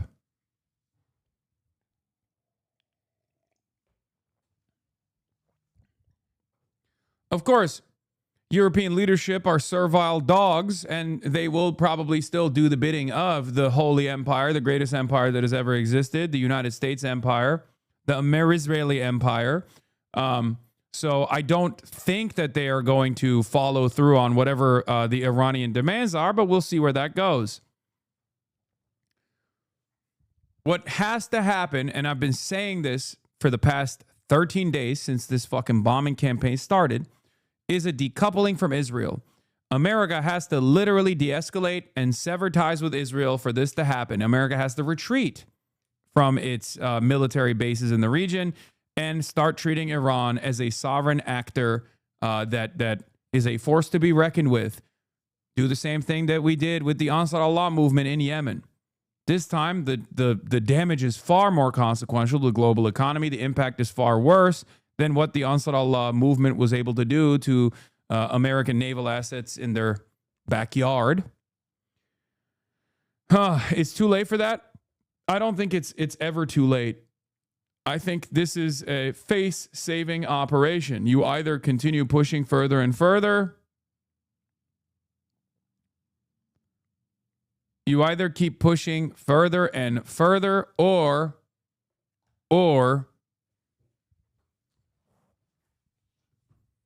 you go into the direction of boots on the ground and American empire is dead as we know it, or you retreat and you engage in a strategic retreat that allows you to save face and allows you to maintain some of your force projection capabilities. But we are run by a bunch of philosemitic boomers who are both egomaniacal and genuinely think that Israel is the Jewish state that has like hypnosis powers and the Jewish space lasers or whatever the fuck, who are magic money people, who truly do believe that, like Benjamin Netanyahu, when Benjamin Netanyahu comes in and says, like, no, you got this, 4 days is all it'll take, they go, yeah, I believe it. They're still operating with 1967 mindset. It's fucking idiotic.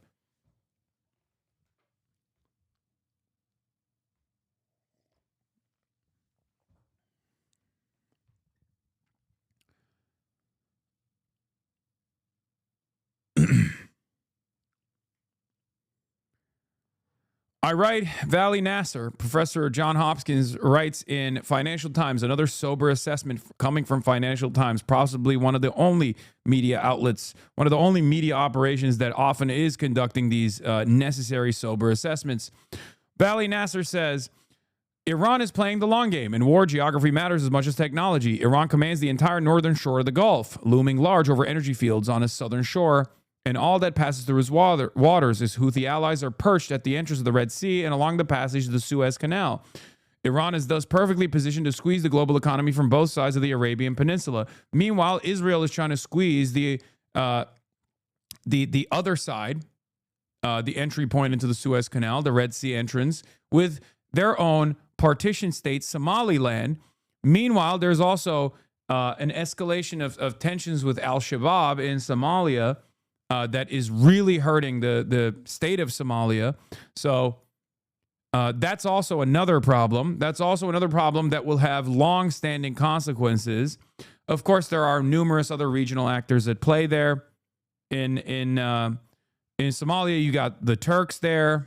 They have their bases there. You got American assets in there as well that are also fighting against al-Shabaab, trying to hold Somalia intact. Meanwhile, Israel is directly against the interests of America there as well, for the record, because they want to fucking destroy Somalia and have a base of operations that can fight against the Yemeni troop positions and the Ansar Allah movement in Yemen to control that entry point at least.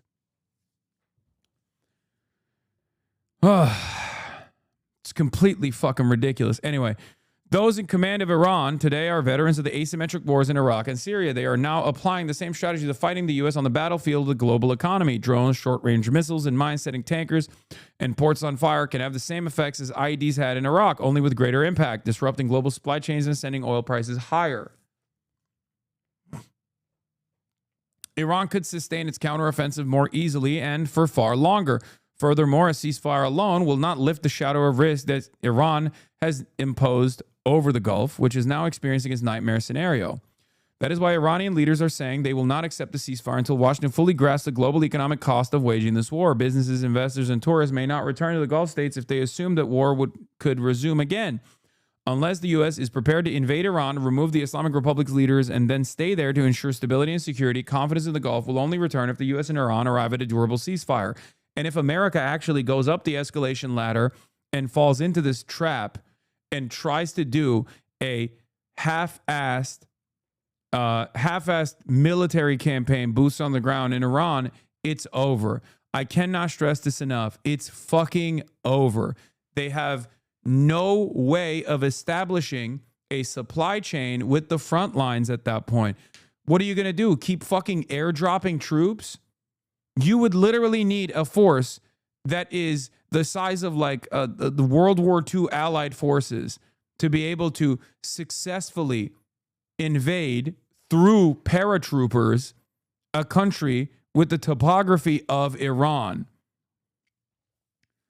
Like, this is what their forces are designed for. They have defensive forces. They do not have offensive forces. That's precisely the reason why their striking capabilities are designed to hit maximum 2,000 kilometers. Okay? Every single thing that Iran has built and designed has been for this moment, being able to shut off the Strait of Hormuz and being able to defend their own lands. Okay? There are choke points after choke points inside of the mountainous terrain that I assume Iranian weapons are directly pointing at.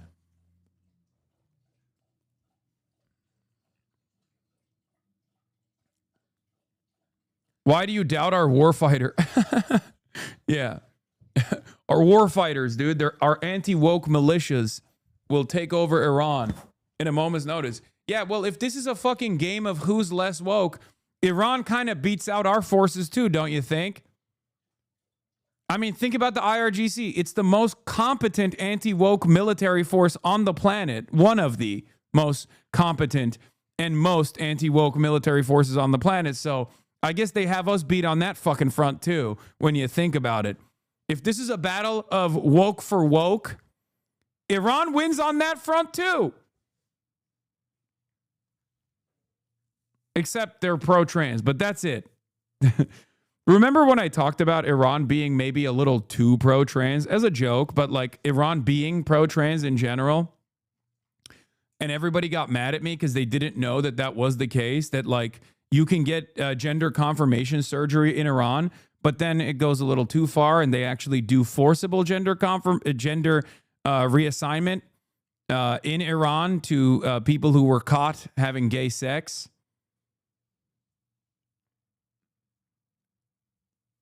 That's true for people who don't know. It's pro-trans out of homophobia. They went too woke that they flipped on the other side.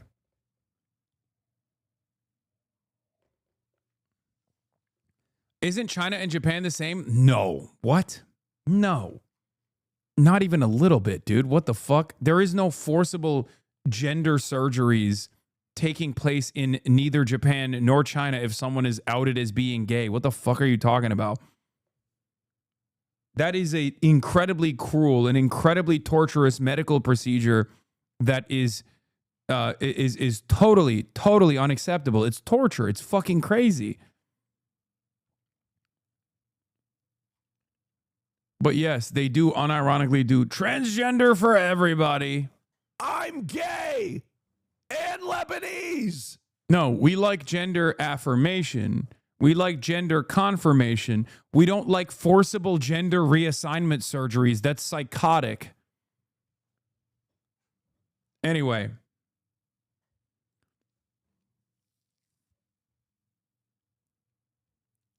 Shiites in Iran are already starting to recreate evangelical megachurch sermons from first principles. No, they've been doing that for longer than fucking the evangelicals have been doing it. The anti-woke alliance will break the MAGA base, but it's true. They do have, and their megachurch sermons are far cooler than ours. I'll be honest. Like the chest thumping and the fucking, and the singing and all of that. That shit's fire.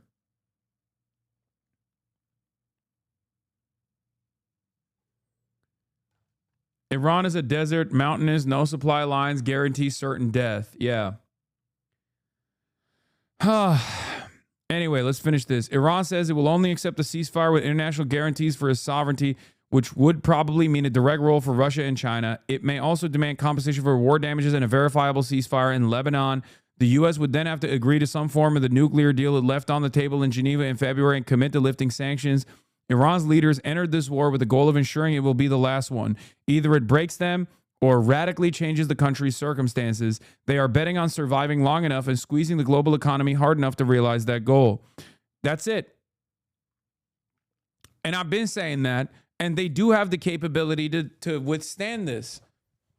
In the absence of boots on the ground, which would be a devastating predicament for America. Remember, America was barely able to do this to Iraq, and Iran is not Iraq. You can't go to the fucking IRGC generals and give them bags of cash to be like, stand down. Stand down. Create confusion. Because that's what we did in Iraq, for the record. Okay? A much more unstable government. You can't do that with... Okay, well, people say 3,000 Marines are sent.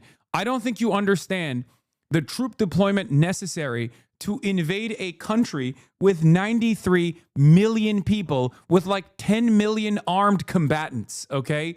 It's like, what do you mean? You're basically feeding American Marines to the troop explosion machine, okay? Like, that's not a thing. That's just sacrifice. You might as well call it ritualistic sacrifice. Because of drones, there's very little the U.S. can do to force open the Strait. They don't need missiles or mines. They can send $10,000. Well, no, it turns out they're $7,000 drones, by the way. They're not even $20,000 drones. They're not even $10,000 drones. They're $7,000 drones, which expose a $500 million oil tanker in 30 seconds. Exactly. Like, for the record, when people think like, oh, these guys are just like flexing, they're talking a big game. They're not. They are openly stating, bring your troops into Iran. They will come in vertically. They will leave horizontally. Okay? This is from Hezbollah. Chatter's logs are fucking disgusting. What is this? Liberals love to cry about the mental health of criminals, don't you all? Would the English king get cinema interview the same way Zelensky did when he comes? Drumpf? I don't know what this person is saying. You need hundreds of thousands of troops, but you also need to establish a supply line to feed the front lines. You cannot take the Iranian coastline and Karg Island with 2,000 Marines, okay? They will get fucking slaughtered. You definitely can't take the rest of Iran, but let's say the goal here is to start the operation in a limited fashion, okay? You have Karg Island. Karg Island is like where 90% of the Iranian oil passes through, right? But you can't just take Karg Island. You have to also take the Iranian coastline, because if you don't secure the Iranian coastline, you can't secure Karg Island. So what they're trying to do, yeah, VDV at Hostomel moment is exactly what they're trying to do here. But it's worse. It's even worse because there's no fucking land bridge either. So there's no established supply line, even from a logical standpoint. Like, there's no theoretical supply line that you can establish to feed the fucking troops in the front line for the Iranian coastline. There's nothing. They can barely hold together. They can barely hold together a bombing campaign. They've taken casualties with their aerial bombing campaign. They haven't even established full-blown aerial superiority over Iranian territory. I'm not even talking about the eastern Iranian territory where they have no air superiority whatsoever. They haven't even started to bomb the eastern countryside.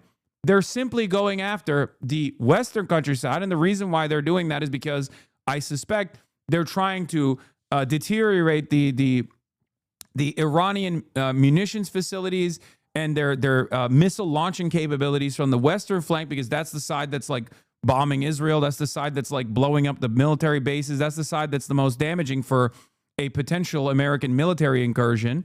Okay. But like, the way that this will start, the way that this is going to start is with a potential failed seizure over the Iranian coastline. Here, I'll just show you a map of Iran again. Iran topographic map. lot of maps being used on this broadcast. This is fantastic for all of my map autists and my missile autists. You're all fucking loving this shit. Okay.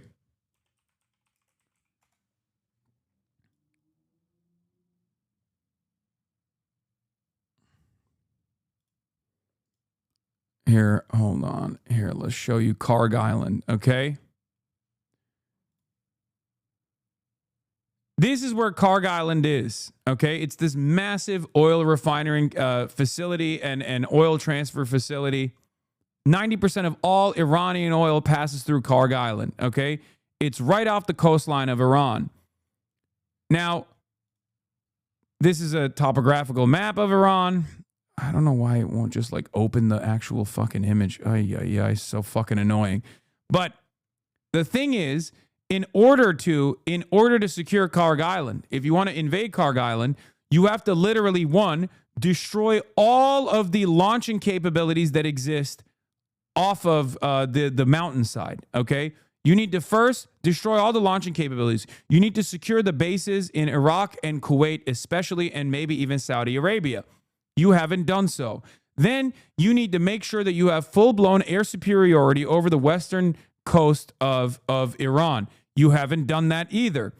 Then on top of that, you need to be able to deploy hundreds of thousands of troops potentially, or at least like, I don't know, fucking 50,000 troops, or I don't know what the actual number is, but you need a shit ton more troops than 2,000 fucking Marines, okay? 2,000 of our best Marines. Not going to work, okay?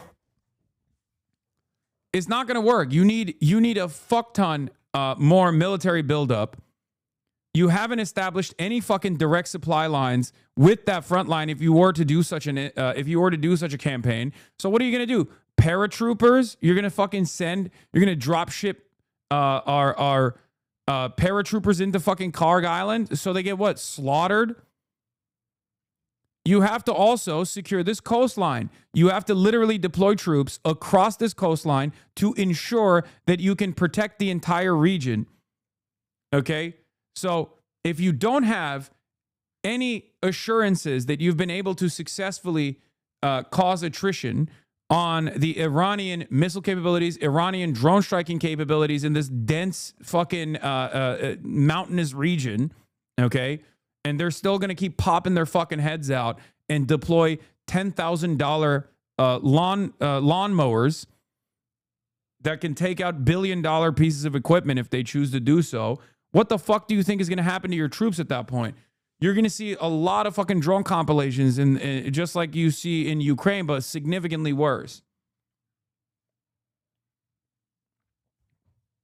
This time it won't be Russians in the grayest footage you've ever seen begging for their lives in their last moments. It'll be American soldiers. It'll be your fucking neighbors. It'll be your family members.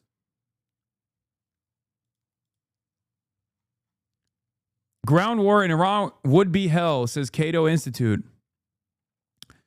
Military history teaches us that air power alone is insufficient to achieve the kinds of aims that Trumpians have set for themselves. Once again, it has never happened and it will never happen. You will never decapitate and successfully cause instability in a country through air superiority alone. We don't even have full-blown air superiority, not even over Western Iran, for the record. When Americans tell you we have completely created air superiority in the Western territories, they're lying, okay? They still have denial systems that they bring out periodically, and that's precisely the reason why you still hear about like MQ-9 Reaper drones falling out of the air, for example. How does that happen? Why are the Israeli drones falling out of the sky? How is that happening? It's because they still have denial systems that they're bringing out periodically and shooting at the drones that are loitering over Western Iranian territory, both to engage in surveillance and sometimes engage in direct strikes.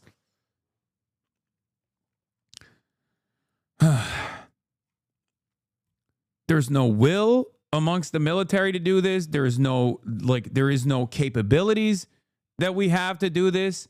There is a reason why we didn't do it for 47 fucking years. Okay? There's a reason.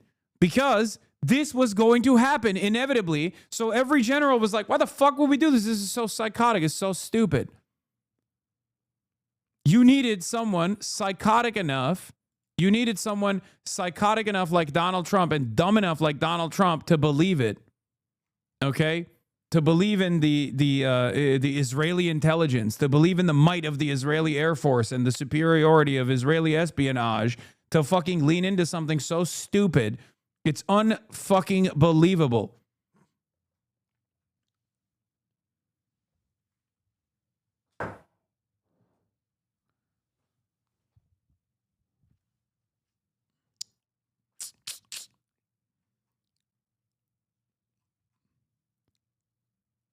$2,000 troops is so funny. Oh, brother, we're sending our best Marines over there. You don't understand. Okay, first, the sheer size of the ground force would be staggering. Any serious American invasion of Iran would likely rival or exceed the scale of Vietnam or the 1991 Gulf War, making it the largest U.S. military undertaking since the Second World War. Iran's landmass and population size alone would prove a daunting hurdle. The country is nearly 4 times the size of Iraq, and its population is more than 3 times larger. Iran's terrain is, in a word, punishing. The topography is dominated by mountains, which by some figures constitute half of its territory. Unlike most nations, Iran's urban centers are located inland, nestled amid mountains, and buffeted by uninhabitable deserts to the east and the south. This combination, here it is. Just want you to understand again. Like any parts of Iran that don't have these crazy fucking mountains is desert, okay? What do you do? How do you deal with that? You seem to be radically underestimating how hard each of the 2,000 troops are. Yeah, that's what's happening.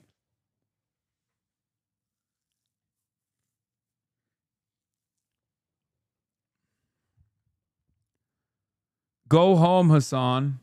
I am home, dumbass. The fuck?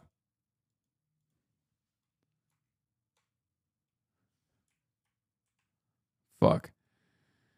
Anyway, unlike most nations, Iran's urban centers are located inland, nestled amid mountains. This combination of Iran's built and natural environments would mean that U.S. forces would have to advance through numerous bottlenecks to even reach Iran's military and population centers.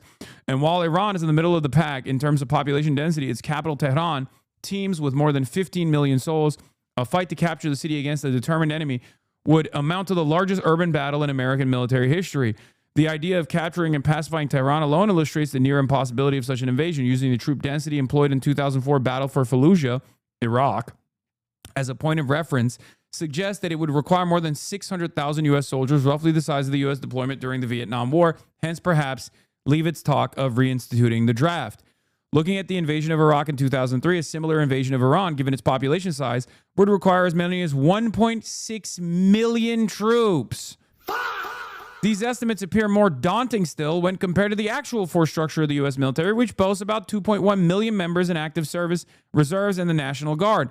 Of these, only about 20% are combat troops. Simply put, committing 1.6 million personnel would mean using roughly 3/4 of the entire U.S. military, including combat forces America simply doesn't have. Such a war couldn't be undertaken without massive mobilization and a fundamental reordering of American global commitments, requiring the diversion of forces from Europe, Asia, and elsewhere. An invasion of Iran would therefore impel the United States to confront something it has long sought to avoid: hard choice about limits of its global military footprint. Summing up the scale of the prospect, the columnist Max Boot, not exactly known for his pacifism, described an invasion of Iran as the mother of all quagmires. This is why I say an invasion of Iran would lead to the death of the American empire. Okay? If you think the last 13 days have shown American military might and force projection capabilities to be nothing but a paper tiger, American troops getting killed by the tens of thousands would literally destroy America.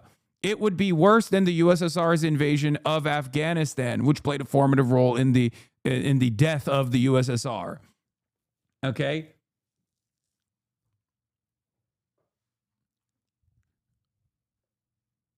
You can say, Gangi, we got contingency plans upon contingency plans. You have no contingency plans, especially because, guess what? Once your munitions are depleted, you have no way of restocking them. Because if China were to turn off the trade faucet and implement export controls for raw earth, as Donald Trump likes to call it, rare earth minerals, and magnets that are necessary for the American defense industry, you're fucked. Now you got no bullets. Okay? You ain't got no fucking bullets at that point. What do you have? You have no supply chains, no way to fucking feed the military in the front lines, not even enough troops to even launch a ground invasion. And then you're out of bullets, and the only country that is allowing you to even make new bullets and make new machines and make new fucking assets and make new munitions is China. China could just as easily turn around and say, you guys have destabilized the world too much, and in the interest of stability, we're shutting off your faucet. We're shutting off your manufacturing capabilities starting tomorrow. What do you have then? What are you going to say, slurs at the Iranians? Is that how you're going to defeat the Iranian military? You're going to anti-woke them? Don't worry. Our hardest-dicked Marines are going to be fucking saying, you fucking jihadi, you sand N-word, and then they're going to perish.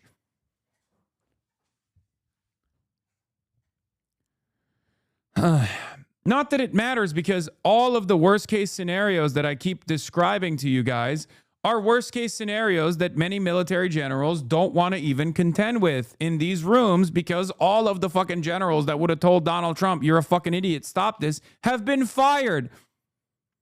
So they don't even have, they don't even explain these issues to Trump, in my opinion. I suspect that they're not even doing that. Plus, you don't even normally want to do that because, you know, you have the same like career ambitions as anybody else. So you don't want to tell you don't want to tell people up the fucking ranks that this shit is not going to work. It's gonna destroy the country.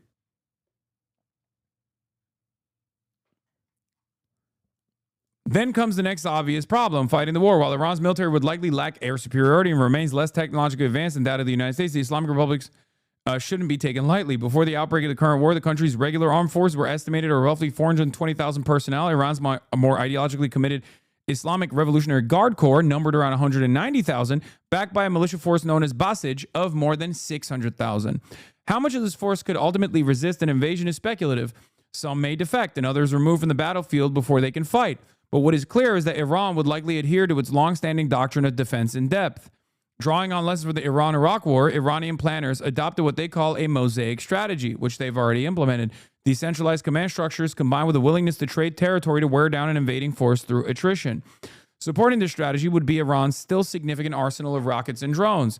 These have already surprised U.S. military officials in recent engagements and could prove even more dangerous on Iranian soil, where shorter flight times would give the Americans far less warning. Iranian militias in the region, too, are battle-hardened, versed in irregular warfare, and in many cases acquainted with American tactics. I've explained this to you over and over again as well. The reason why they're very capable is because they've been fighting ISIS in the region for the last 20 fucking years. Oftentimes alongside the American forces, by the way, ironically enough. Pentagon to deploy another 5,000 additional service members. Yeah, I mean, this is literally what's going on, dude. Just, it's the meme, is a Twitter meme of like the guy who keeps feeding stray kittens to the coyotes in his backyard, you know? Just don't worry, we'll put 5,000 of our hardest dicked men and women into the Iranian meat grinder. It'll be fine. This kind of troop deployment signals one thing and one thing only. Donald Trump is not backing away because he's an absolute fucking moron. Oh my God, this is so devastating.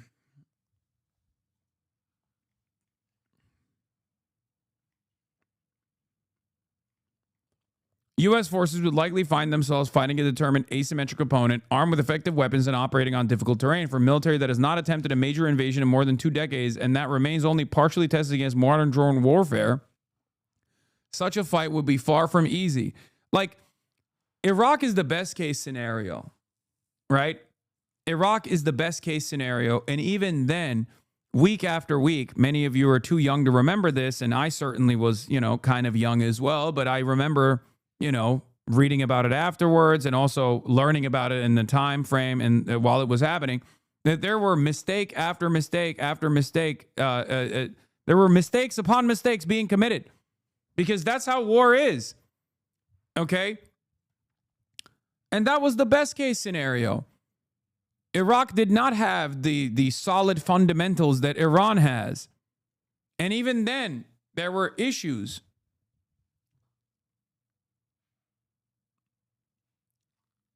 In short, Iranian commanders would aim to draw the United States into a long and bloody war of attrition, and they would have the terrain and urban density to do it.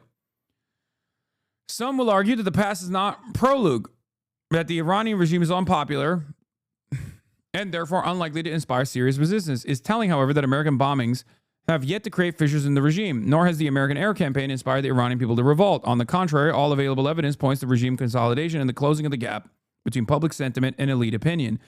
Then, 2, critics underestimate the power of nationalism, particularly in the Iranian case, the rally around the flag effect, the well-documented tendency of citizens to unite behind their government in wartime. was most clearly demonstrated in Iran after Saddam Hussein invaded the country in 1980, a move that ultimately consolidated the very regime the Iraqi dictator had hoped to topple. That was our doing as well, by the way. Even under the most ideal circumstances of state collapse, like those seen in the early days of George W. Bush's Iraq War, a post-invasion insurgency in Iran would be all but certain between the most fervent supporters of the IRGC and with the potential backing of Shiite militias across the region. It would not take many committed fighters to prolong the conflict. As Washington learned in both Iraq and Afghanistan, even a relatively small but determined insurgent force can sustain a war for years. That force could draw from an estimated fit-to-service population in Iran of 41 million, plus the larger Shiite sphere, including warriors from Iraq, Bahrain, Lebanon, and Pakistan, among others. Much like Iraq and Afghanistan, the defeat of the Iranian army would be a fleeting victory, assuredly followed by a bloody and open-ended slog with an insurgency. It's far more consequential and far worse than the Taliban, who, by the way, I don't know if you guys have been looking at the numbers on the board, currently rule Afghanistan after 20 fucking years of occupation. Fantastic. This time it's even worse, though. Finally, an American escalation into a conventional ground invasion would deepen the already daunting regional crisis. I will say, by the way, straight up, removing all troops from Afghanistan has played a major role in diminishing American capabilities. I will say that. Like, withdrawing from Afghanistan completely, which was ironically Trump's plan to begin with, and withdrawing from the air bases as well, has made it so that Iran has no one in their other flank that could prove to create a supply chain. So there is that too. JD Pondon, trust the plan, folks. What is this? Your speculation about the internal dynamics? What is your reporting about the dynamics in the White House? Yeah. You know, the other day I was talking to Daniel Davis, who's career military, and he was supposed to be one of Tulsi Gabbard's deputies in this administration. And then Republicans and the Israel lobby went ballistic because he had been a critic of the Gaza war and had said critical things about Israel. And there's a career decorated military officer, and he was going to be put in the position of presenting the presidential daily brief to Donald Trump. This just happened right at the beginning of this Trump administration. So then they withdrew his nomination. So Daniel Davis would have been, a real voice of kind of objectivity and independent thought, but also, a longtime military thinker. And he was saying that he still maintains contact with some people. This was just recently I spoke to him, that he maintains contact with some people. He said there's only like a handful of sane people left in the inner circle when it comes to anything having to do with national security or specifically with this Iran. And that there's a vibe that anybody who sort of speaks up, it's not welcome to sort of be giving contrary views. It's that you're going to be viewed as disloyal. It's like you're in a kind of authoritarian dictatorship and you're like afraid that Honecker from the Democratic German Republic is going to like oust you if you say the wrong thing. That's totally sort of counter to the idea that when it comes to sensitive issues like waging war, especially this kind of war based on nonsense, that you don't want critical voices. I mean, Tulsi Gabbard is the embodiment of what happened to the isolationist wing of the the primary reason why Iraqi invasion succeeded wasn't due to Iraq being unprepared, but because the Republican Guard and the army had conflicting plans on how to respond to the invasion. That, but also on top of that, they literally bribed the generals, man. The American CIA was already in there in a way where Mossad and CIA is not inside of Iran. They literally straight up bribed the generals to surrender ahead of time. Like, that's it.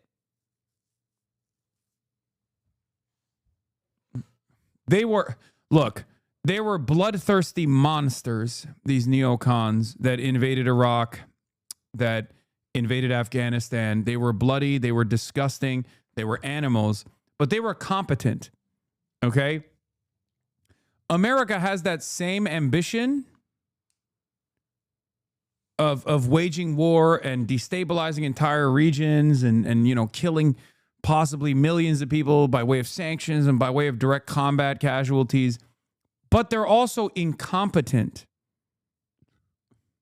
They are incompetent. That's it.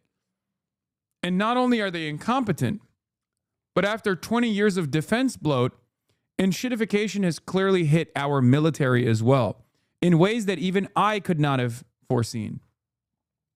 I'm not exactly a fan of the American military, as you guys know. I'm a very outspoken critic of American imperialism. But I always thought that I had a fairly sober assessment of our military capabilities. I thought that there was a likelihood that American military was a paper tiger, but I did not think it was this big of a fucking paper tiger. Okay? Straight up.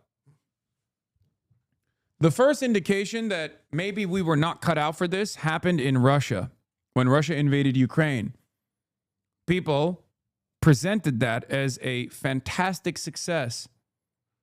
For 5% of our military budget, we are able to destroy 50% of the Russian military forces without a single American active duty service member dying in combat. That was what Lindsey Graham said. That's what Elizabeth Warren said. And yet Russia hardened its positions on eastern Ukraine and now have permanently annexed many territories in eastern Ukraine, with no end in sight to that conflict without completely ceding that territory to Russia. Okay? It didn't work. The Ukrainian counteroffensive failed. With all the Western backing that Ukraine got, targeting capabilities, endless amounts of munitions, it was very clear that the Western world could no longer engage in proxies with a country like Russia, engage in a proxy war with a country like Russia, where they would reach a level of success. That was the first indication that America wasn't as powerful and the Western world wasn't as mighty as we once thought it was. When you got a country that's crazy enough to fight back, when you got a country that's crazy enough to cut through militarily. But this is something totally different. Billions of dollars lost. Are you dumb? What do you mean? Ukraine is still holding against Russian imperialism? I know. But the goal wasn't permanent military annexation of eastern territories by Russia. The goal was a complete cessation of Russian forces, purging all of the Russian forces off of Ukrainian territory, and maybe even taking back Crimea. Crimea is completely gone, and now the calculation is shifted to a de facto and de jure recognition of annexed territories. You understand that, right? That's not a fucking success. It's not a success at all. I'm not talking about the morality. I'm not talking about the morality of Russian actions. Russian actions were immoral. Russian expansion, Russian irredentist actions are totally immoral, totally unacceptable. I'm looking at this from an amoral perspective. If I'm looking at it just like analysis between two different planks, two different poles of power in the world fighting against one another,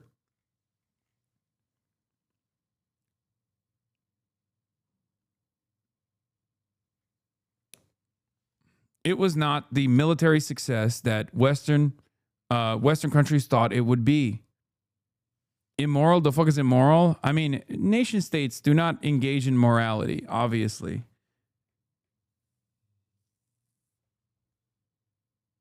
I noticed you didn't object to calling Russia imperialist. Curious? Yes, because it's not technically imperialism, it's irredentism, but it doesn't even fucking matter. It's all the same. It's illegal, it's immoral, it's unjustifiable. But illegal, immoral, and unjustifiable acts can still be a strategic success for the ambitions of a country that is not in the orbit of influence of the Western world.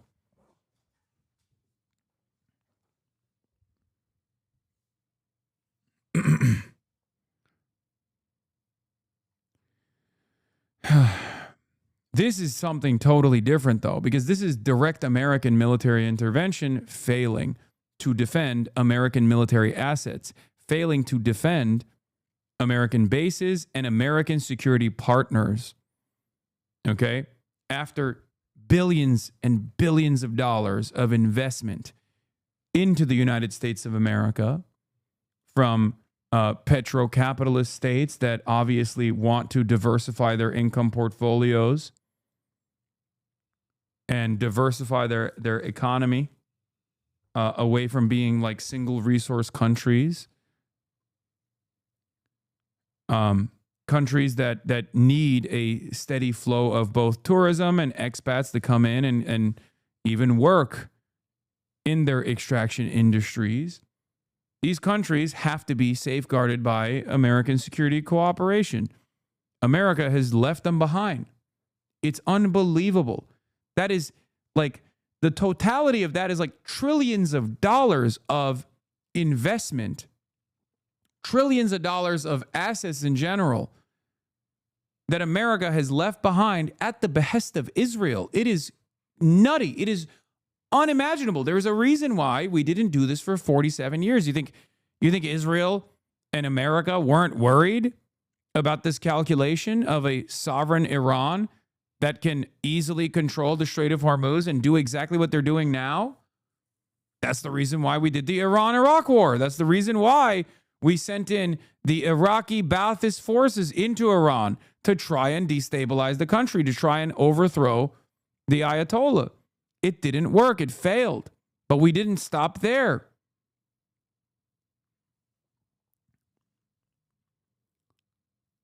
And now you have a complete failure, a spectacular failure as America goes up the escalation ladder, potentially with boots on the ground. That, I suspect, will lead to American demise, complete collapse of American empire. Finally, an American escalation into conventional ground invasion would deepen the already daunting regional crisis. Deploying ground troops in Iran would provide an ample opportunity for America's great power rivals, Russia and China, to drain Uncle Sam of blood and treasure. So far, the pair have yet to expand their assistance to Tehran beyond diplomatic and intelligence support. But the presence of American forces on Iranian soil would provide Moscow and Beijing with a tempting pressure point against a superpower that is already overextended, indebted, and domestically fractured. Iran then could become a bloody site of great power competition. If China flips the script and turns Iran into their Ukraine to engage in a proxy war against the West is done. If we can see it here as a bunch of unaffiliated outsiders, if I can read the tea leaves as a 34-year-old American political commentator with a fucking Twitch stream, what the fuck are American generals doing? That's why I jokingly said American generals would probably do like a fucking a general's coup similar to Adolf Hitler before they would allow this to happen, but who knows?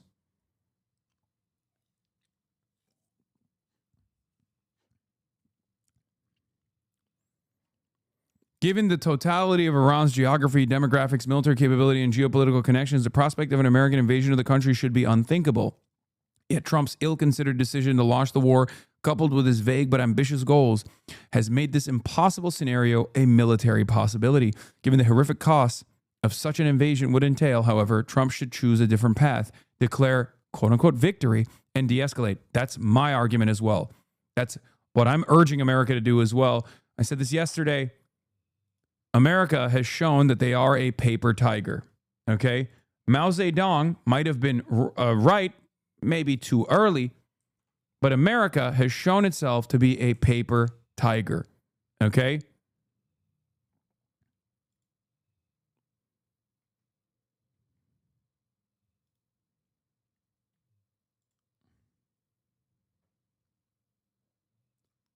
Decades ago, Chairman Mao Zedong foretold that the United States' numerous overseas military bases were a noose that the United States had fashioned around its neck. He said that the world's people, including Americans who were victims of imperialism, would band together to oppose it. The United States has set up hundreds of military bases in many countries all over the world. China's territory of Taiwan, Lebanon, and all military bases of the United States on foreign soil are so many nooses around the neck of U.S. imperialism. The nooses have been fashioned by the Americans themselves and by nobody else, and it is they themselves who have put these nooses around their own necks, handing the ends of the ropes to the Chinese people, to the peoples of the Arab countries, and all of the peoples of the world who love peace and oppose aggression. The longer the U.S. aggressors remain in those places, the tighter the nooses around their necks will become. This was a speech at the Supreme State Conference on September 8th, 1958. Imperialism will not last long because it always does evil things. It persists in grooming and supporting reactionaries in all countries who are against the people. It has forcibly seized many colonies and semi-colonies and many military bases, and it threatens the peace with atomic war. Thus, forced by imperialism to do so, more than 90% of the people of the world are rising or will rise up in struggle against it. This is the part that I think Mao was wrong on in his assessment. He believed that people would be wise enough to rise up in real time against American imperialism in all of the different places. But this is not dissimilar to what I always say. 800 military bases can very quickly turn into 800 military occupations.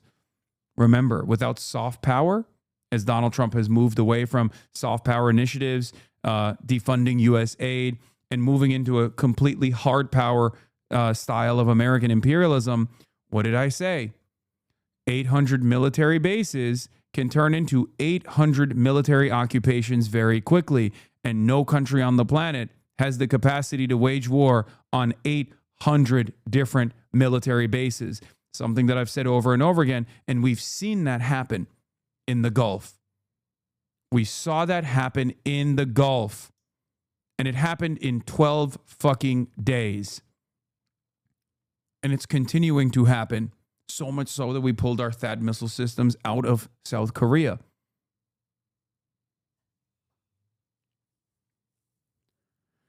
Yet imperialism is still alive, still running amok in Asia, Africa, and Latin America. In the West, imperialism is still oppressing the people at home.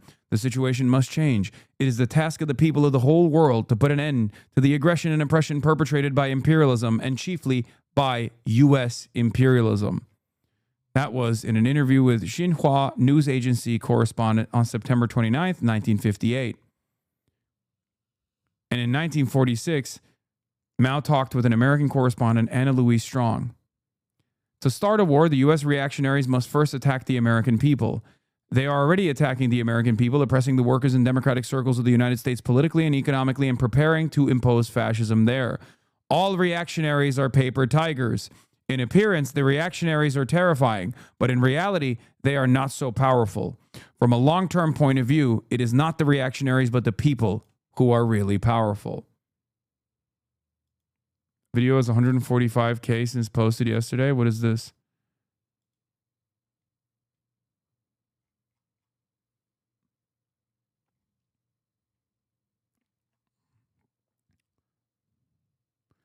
I said American imperialism is a paper tiger, and now the whole world knows we must retreat from endless military incursions, focus on diplomacy while rebuilding our country, and allow nations in the periphery to have dignity and sovereignty immediately. One day, I wish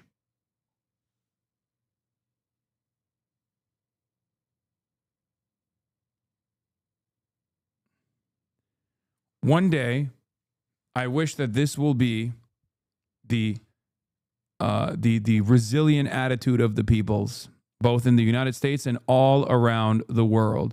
Read Combat Liberalism. Mao is specifically calling you out on that one.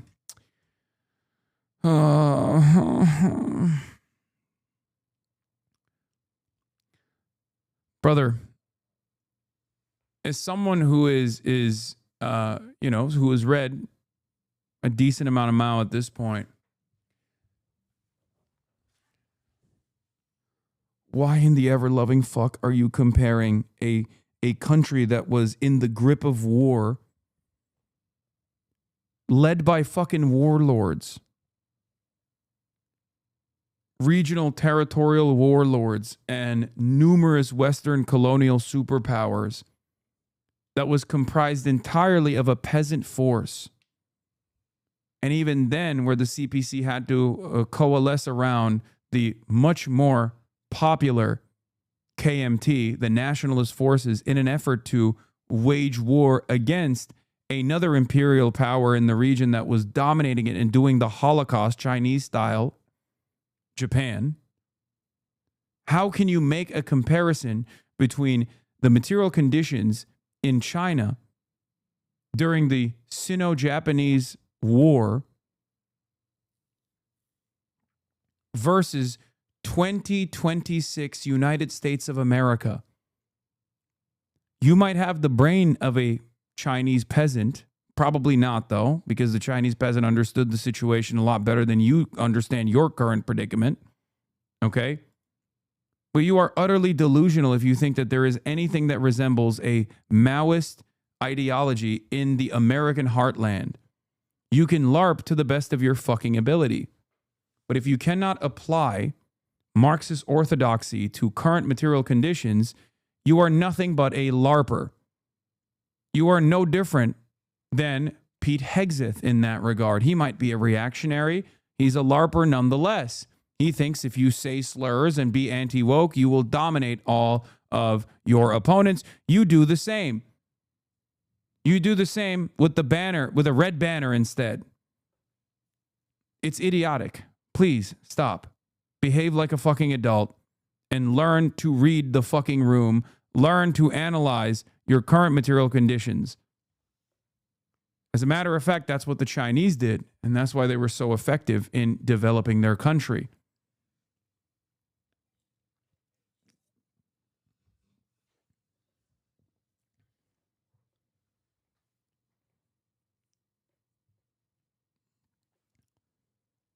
Marxist-Leninism is not one size fits all.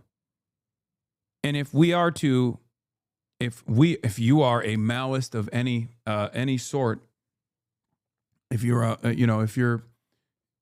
abiding by Maoism as your principled ideological stance here, okay, you have to understand that the most successful Communist Party formation in the world right now was able to analyze the current material conditions and adopt accordingly to said material conditions as a Marxist-Leninist movement. China is what I'm referencing.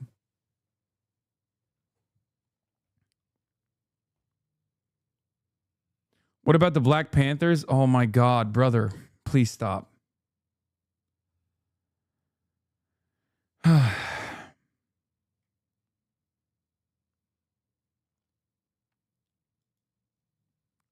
Best analysis so far by Mersheimer. On U.S. bases and ports. Two of my goats talking to one another. It's humiliating. Holy fuck. Chris Hedges has 1 million views on this with Mersheimer. Oh my God. Americans are awakening to the reality. I never thought I would see the day where two of my goats are talking to one another. Two of my goats are talking to one another and millions are listening. Oh my God. Instead of Professor Jiang, this is what you should listen to. Defeat would potentially mean the end of U.S. hegemony in the region. Joining me to discuss the war in Iran is Professor John Mearsheimer. He is the R. Wendell Harrison Distinguished Service Professor of Political Science. May Allah awaken the people and help them to see the evil doings of Israel and the United States. At the University of Chicago. Professor Mearsheimer, who graduated from West Point and was a captain in the... The weakness of modern leftist analysis is that we haven't seen revolution from within the imperial core. We need to innovate, not only just rely on the history of revolution. I agree. That's what I'm seeking to do. I also think it's important to interpret the failures, the many failures of revisionism in the Western world, in Latin American countries as well. Not just simply to say, well, American intervention was too domineering, too powerful of a force, and therefore it didn't work. Okay? There's also that aspect as well. Air Force is the author of numerous books, including Conventional Deterrence, Nuclear Deterrence, Ethics, Lidl Hart and the Weight of History, The Tragedy of Great Power Politics, The Israel Lobby. By the way, The Israel Lobby is currently the bestseller on Amazon, which I thought was really funny. And U.S. Foreign Policy, and why leaders lie, the truth about lying in international politics. Let's begin with this fact that the Pentagon for 3 decades has vigorously fought back against Israeli pressure to go to war with Iran, whether that was Obama, Bush, Biden, and for some reason, for all of the reasons, of course, that are now evident, the Pentagon didn't want this conflict. How was that reticence or resistance overcome? Yeah, it's quite remarkable, Chris, that none of Trump's predecessors took the bait when the Israelis tried to trap us into going to war. Why are you, this is so funny. Why are you believing the tail wagging the dog recently is a question someone asked. They're referencing the endless argument. Why are you warming up to the tail wagging the dog lately? Okay? Because I live in reality. And as new information is presented, I change my analysis. You must also live in reality because the tail is wagging the dog right now. That doesn't mean that the dog is not excited about the tail wagging itself. Okay? The dog is certainly enthused. But ultimately, the tail is wagging the fucking dog currently. Israel is in the driver's seat. I've explained this over and over again. And Israel has never been more in control of American foreign policy. Israel has never been more in control of American foreign policy than at this level, okay? And that is because for fucking 47 years, America has been at quote-unquote war with the Islamic Revolution. Since the Islamic Revolution, America's been at war with Iran. Why did they never do this? Because the tail was never capable of wagging the fucking dog. It's that simple. Every single time this has happened time and time again. If you think Israel didn't have an endless appetite for this kind of thing over the years, you would be wrong. You'd be delusional. Of course they wanted to do this. They've always wanted to do this. They've always urged America to get involved in this scheme, this devastating scheme. Okay? And as someone who has understood Mearsheimer's analysis and has leaned into it quite a bit about the power of the Israeli lobby, okay, I have still maintained the position that this is in America's material interest. This is a very different reality we live in now. I'm sorry. It's just the truth. New information comes in and you have to reinterpret events as it stands. It's over. The notion of the unsinkable aircraft carrier is gone. It's over. Because if you look at the region right now, if you look at what's going on right now, I mean, you can come to that reality very quickly, right? 47 years of this and Americans' of outright refusal, which Mearsheimer will talk about right now. But the unsinkable aircraft carrier is utterly meaningless if the regional actors that it's supposed to control are gone, are destroyed, or on the verge of destruction. What do you think happens to the petrodollar if there's no more petroleum extraction in the fucking region? It's over. This is not simply a misstep by American generals. They're straight up sleepwalking to the death of empire right now because Israel has deluded them into thinking that they could do this. It's done. And not a single competent person that even wants to defend American hegemony is saying we got to put an end to this right now. The Democrats are not even doing that. You must ask the question why they're not doing that. Against Iran. And you want to remember in 2024, Joe Biden's last year as president, the Israelis twice, once in April and then second in October of that year, tried to trap Biden into going to war against Iran. And he refused to do it. And Trump is the first president who fell into... Brother, we've been telling you the tail was wagging the dog for 2 years and you called us conspiratorial anti-Semites. Take your fucking blinders off. Hey, I don't know if you noticed, but like Israel's genocidal campaign's impact on America was marginal, right? America clearly had the ambition, didn't care. Biden was allowing it to happen, and so was Donald Trump, because it didn't have the same kind of impact of waging war with Iran. Because the Palestinians are quite literally, unfortunately, if you're going to look at this with sober eyes, the Palestinians are, whether we like to admit it or not, incapable of militarily opposing Israel. They're just not. They are a hermetically sealed population that has been held captive by the apartheid state for generations. Okay? So yes, there is a difference between America continuing Israel's genocidal campaign upon the Palestinians, allowing Israel to blow up Lebanon, allowing Israel to take over militarily different parts of Syria. All of that actually played a role in Israel basically designing the battleground and claiming to America that Iran is too weak. This is our best opportunity. This will be the best opportunity in 47 years that we'll ever get. Not realizing that it wasn't the best opportunity at all. But until America actually said, you know what, fuck it, we ball.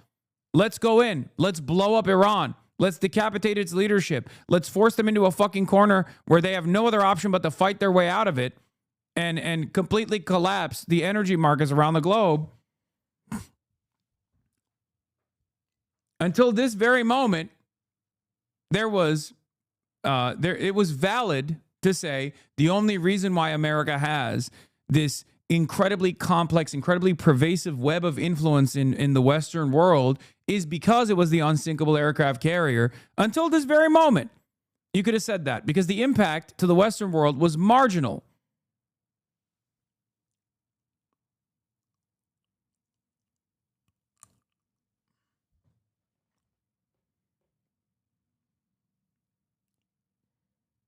This is a different dynamic. I've said this over and over again. The last time America had the reins over its Middle Eastern policy was Barack Hussein Obama. And then Trump came in and Trump said, all right, Israel, go ahead. You do whatever you want to do. We'll follow along. Okay? That's what happened. But it still wasn't as impactful as this very moment. This was the final fucking shoe to drop. This is it. The trap. And of course, he did it last June during the 12-day war. You want to remember, in the 12-day war, the Israelis by themselves started that conflict on June 13th, and it ended on June 25th. But on June 22nd, we bombed 3 nuclear targets in Iran. But it was a one-day bombing. We talked about one and done at the time. And you remember that when the evening came on June 22nd, the bombing was finished, President Trump declared victory. So although he got involved for the first time, it only looked like he was putting his ankle in the water, that he wasn't becoming deeply committed to fighting a war in Iran. But that all changed on February 28th. The United States and Israel together, what I like to refer to as the tag team, decided to attack Iran. And we are now in a war of attrition with the Iranians, in which case it's hard to see how this war ends. So Trump took the bait. And I think, to put it in more specific terms, I think basically that Prime Minister Netanyahu, who has been working overtime for decades now, literally decades, to get the United States to attack Iran for Israel, finally succeeded with Trump. As I said, there was a tiny step taken forward in that regard last June. But now Trump has jumped full body into the water. Yep. This is the OG tail wagging the dog guy.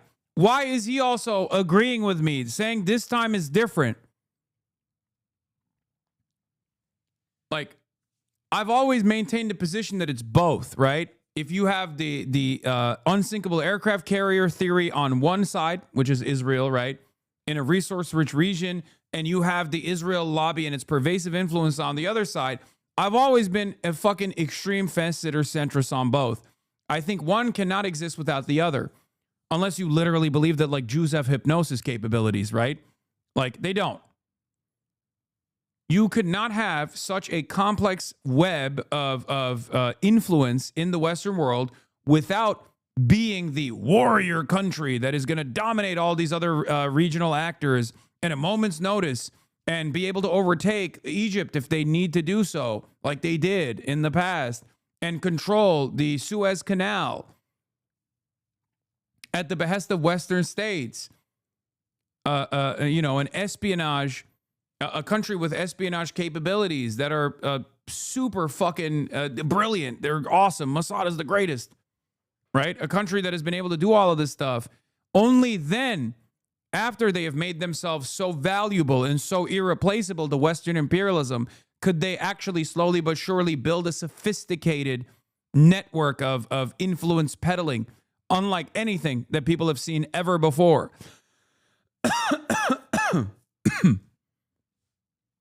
And now they're cashing that. Now they're cashing it in. Okay?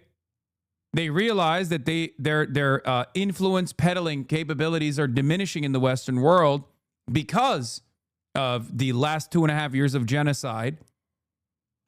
And now that their influence is waning in the Western world, they're like, we got to cash it in. One last big hurrah. We have the reins. We control American foreign policy in this region. Okay? We control the reins of American foreign policy in this region. We have controlled it since Trump won. Now we're going to do the unthinkable. Are you saying a U.S. aircraft carrier was sunk? No, man. There's two competing thoughts when it comes to analysis of Israel amongst anti-Zionists. One is the unsinkable aircraft carrier theory, saying Israel as a nation state is basically an unsinkable aircraft carrier. We say that about the Philippines as well, right? The idea that Israel's value for America is actually infinite because it's an important military installation in the middle of a resource-rich region. So if these regional actors do not operate at the behest of American imperialism and Western imperialism as they have done so at times, Israel can come in and, whip them into shape, destroy them militarily, destroy them through espionage, and just keep them in control. Because there's no complete assurance in the eyes of the Western world that the GCC, the Gulf states, are always going to play ball. Israel, on the other hand, will always play ball, is the assessment. That's one competing school of thought. I don't want to say who is like the most formative leader in this school of thought, because he may or may not have spent the last decade being butt buddies with a notorious pedophile. Okay?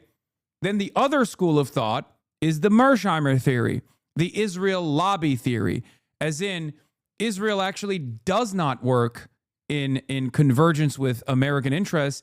It actually diverges from American interests. And the only reason why they are able to push America into endless military quagmires is because they have an incredibly sophisticated network of influence peddling. They can buy politicians like AIPAC and numerous other subsidiaries. They can create advocacy networks inside of our institutes of higher learning. So all of the fucking new graduates are chock full of Zionist propaganda and under the belief, the false notion that like Israel is the most important, most consequential country on the fucking planet. I think it's both. I think it doesn't work without the other. One does not work without the other. That's my assessment. And throughout time, as new information has come and as America has actually allowed Israel to do the unthinkable, which is strike Iran directly and engage Iran in such a devastating fashion that Iran had no other option but to fight back. Okay? No other option but to fight back. That now we are in a totally new dynamic where Israel is controlling American foreign policy. I don't have any fear of saying that out loud. You know why? Because Marco Rubio has said it out loud. Because Donald Trump has said it out loud. Because Lindsey Graham has said it out loud. So obviously, it would be fucking idiotic for me not to recognize what they're signaling. Now, part of the reason why they're saying that is because they want to engage in ass covering, right? That's an exit ramp for them because they also have this ambition. They're also stupid enough to think that they can come out of this successful, right? Because yes, as chatters have pointed out, for 47 years, we have wanted to dominate Iran. We wanted to destroy Iran because Iran could, at any given point, do this, do what they're doing for the past 12 days, for the past 13 days. Okay? So I understand that, like, that is also an off-ramp for some of these Americans who have been agitating to do just this for the past 47 fucking years, right? So that if shit falls apart in a spectacular fashion and we pull the exit ramp out, we can just be like, yeah, it was those Jews that made us do it. And I think Republicans are they're holding their cards close to their chest, but they're saying they could potentially flip. Okay? It could get far more anti-Semitic in this country far faster than you think if Americans actually pull out of this this Iranian quagmire and then start blaming Israel for it, even though they also wanted to fucking do it. So it's a bit of both. But as far as the analysis goes, while there was plenty of ambition in the United States of America as well by some in the leadership to do just this, it is, in my opinion, idiotic not to recognize that the thing that tipped us over into doing the unthinkable is Israel. Having a much more pliant administration to Israel, much more pliant to Israel's demands, was the icing on the top, the cherry on the top. Yet you see, even with this sycophantic head of the Joint Chiefs, Kane, every time he's trotted out in front of the cameras, he doesn't look very happy. I think the military foresaw, the Pentagon foresaw what is coming and is quite perplexed about how to deal with it. I think that General Kane has actually behaved quite well here. You want to remember that when Trump came into office January of last year, January 2025, he fired the chairman of the Joint Chiefs of Staff, General Brown, and he brought General Kane out of retirement. Kane was only a 3-star general. He wasn't even a 4-star general. But Trump liked him, and Trump made him a 4-star general, and he made him the chairman of the Joint Chiefs of Staff. Now, given that he was in effect Trump's general, that he owed his position to Donald Trump, you would think that he would tell Donald Trump what he wanted to hear about going to war against Iran. But on the contrary, what Kane did before the war, this is before February 28th, was he made it very clear to President Trump that we did not have a viable military option. So when you say that General Kane, every time he's trotted out, looks very uncomfortable, I think that's true. And I think there's a simple explanation for why he looks so uncomfortable. He knew from the get-go that this one was not going to work out the way Trump and Netanyahu thought that it was going to work out. And he understands that he is the chairman of the Joint Chiefs of Staff, and he was the chairman when we entered this foolish war on February 28th, despite the fact that he had warned against it. Is it too simplistic to say that Trump and Netanyahu naively believed that by taking out the supreme leader and some of the hierarchy, there would be regime change and the war would be over? I think that's clearly the case with Trump. I think that that was the argument that Netanyahu sold to Trump, and Trump liked the argument. I think given what happened in Venezuela, he thought that we had the ability to float like a butterfly and sting like a bee. And when Bibi told him that the regime in Iran is weak and all we have to do is decapitate it and really hit hard on that first day. This is literally just a perfect sequence of events. Like everything, all the cards were aligned so perfectly for this very moment. You have an idiotic administration hopped up on, grand dreams of engaging in military dominant warfare. You have a Secretary of Defense, now called a Secretary of War, that's also willing to wage this idiotic campaign no matter what the cost is, without ever thinking about how it might blow up in their fucking faces. You have a successful leadership change that took place in Venezuela with Dan Kane's obvious, much more competent military operation. Okay? That was a major reason, I think, that Trump was excited at doing the Venezuela thing again. But this time, the difference was Israel didn't want to do that at all. Because the reality is, I don't think that you could have actually found a more pliant IRGC to deal with if you were to take out the Ayatollah. Because they just do not understand how the Islamic Republic works at all. But also, Israel had no ambitions in a regime change at all. They wanted complete destabilization from the jump because they were much more sober in their assessment. They were much better in their analysis. They knew that this would be fucking devastating. They knew that this would be devastating for the Gulf. They knew this would be devastating for America as well. But they knew they could just keep throwing more bodies at the fucking problem until they just try and destabilize the Iranian government and create a failed state. The only miscalculation here was, in my opinion, the only miscalculation from the Israeli side was how much discontent they can actually foment, how much they can activate a popular mobilization on the ground with the Kurdish militias, maybe the Balochis, maybe some Sunni groups here and there, right? They were wrong on that assessment. They thought they had enough of a resilient propaganda apparatus inside of Iran that would be able to activate people, that would be able to mobilize people to create popular forces on the ground that you could steadily ship weapons to, right, in secret, so that they could create a Libya-style condition in Iran. They were wrong on that front. I think part of the reason why they were wrong on that front is because of the last month's incidents.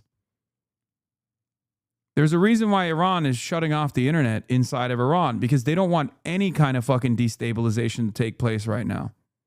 Okay? Hasan, why are you only now just turning against Israel? Are you overdosing on heroin? Heroin overdosing. Are you overdosing on heroin right now?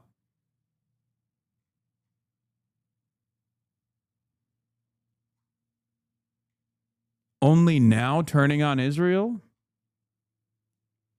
While you were shitting in your diapers, I was yelling about Israel.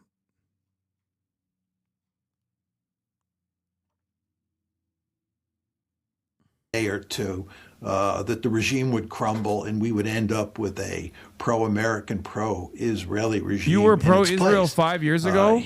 I think.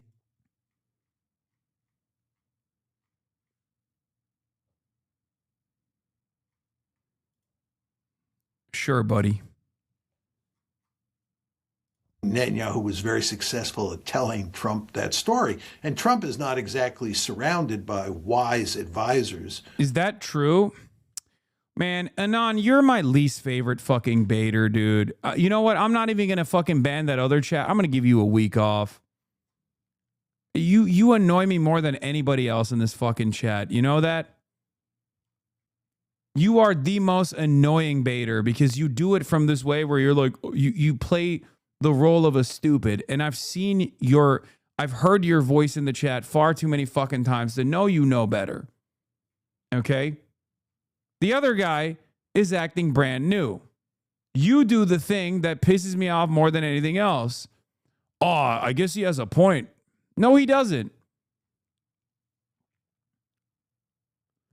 One of the first things I saw from you was the coverage of the Great March of Return in 2018. I know. I've been doing this for years and years and years. Save for General Kane, who would tell him otherwise. So he fell into the trap. Now, Netanyahu's a more complicated case.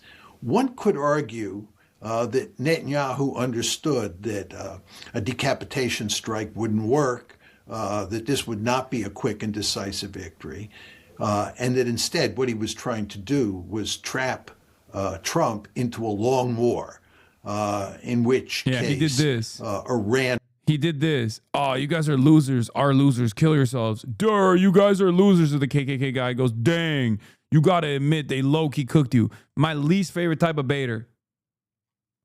Okay? I hate this guy, which Anon is being, almost as much as I hate this guy, which the first guy is being, right?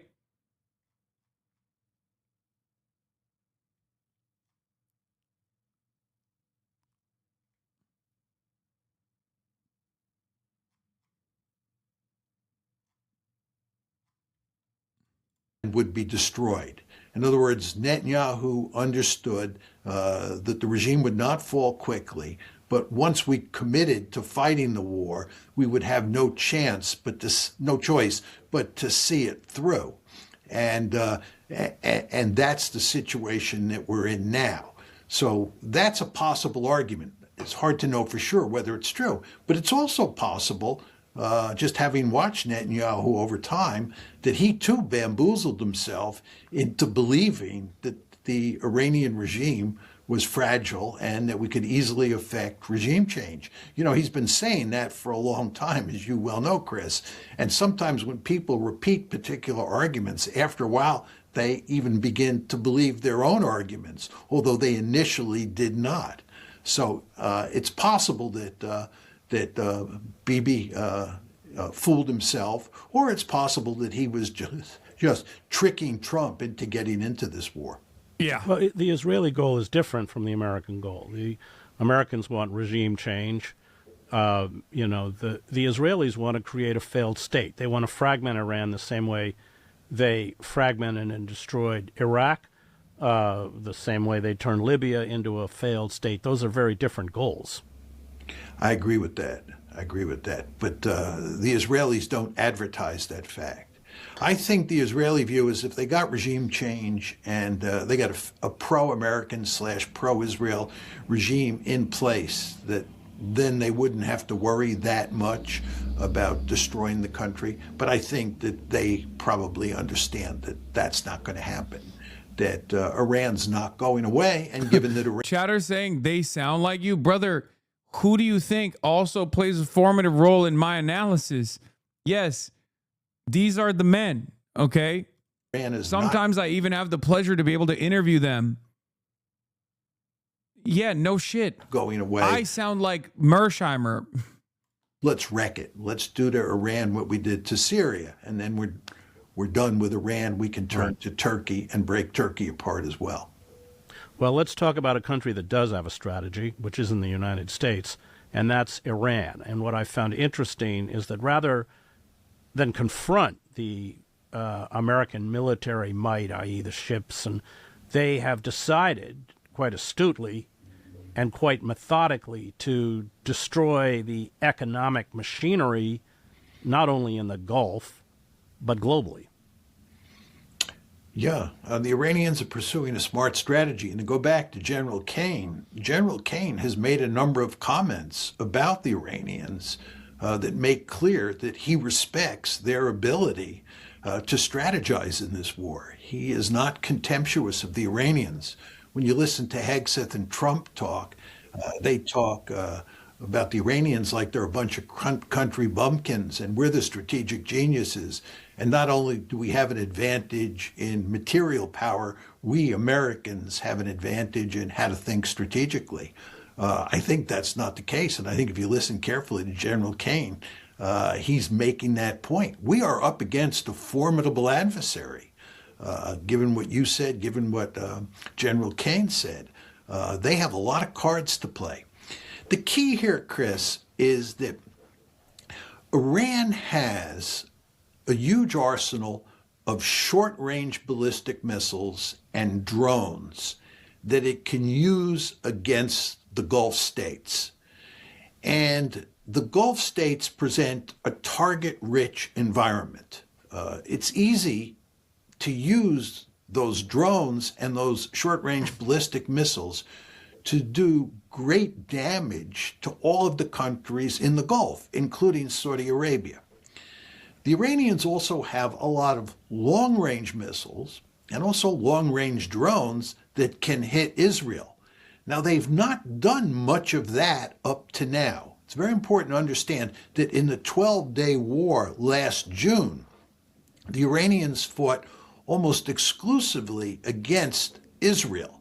They did not target American military bases in the region, and they did not target the Gulf states. In this war, they're targeting Israel, American military installations in the region, and the Gulf states. And in the first part of the war, up to pretty much now, they've concentrated mainly on attacking American installations and attacking the Gulf states. But they have announced that they are now beginning to switch the focus, and they're going to concentrate much more on attacking Israel. And they have the long-range ballistic missiles, and they have drones, which they can use to hit Israel. And the problem that the Israelis face, and of course this is a problem that the Americans face, is that we only have a finite number of defensive missiles that can be used to shoot down those incoming ballistic missiles. And even when we use those defensive missiles, they oftentimes don't hit the incoming Iranian ballistic missile. So we have this situation in the Gulf and in Israel where the Iranians have the capability to pound all of those countries for a long period of time. And there's nothing we can do about it. And in fact, as time goes by, our ability to shoot down those missiles, shoot down the drones, decreases. It doesn't flatline, and it certainly doesn't increase. It decreases. So the Iranians have a serious set of military options against us. And what this means, Chris, is that as we walk up the escalation ladder, and that's what we're likely to do if we can't find an off-ramp, and I don't think we're going to find an off-ramp. If we don't find an off-ramp, I think what we'll do is march up the escalation ladder. And of course, Pete Hegseth and Donald Trump will say we have escalation dominance as you go up that escalation ladder. But I don't think that's true. I think the Iranians have powerful cards to play, and therefore we are in a really terrible situation.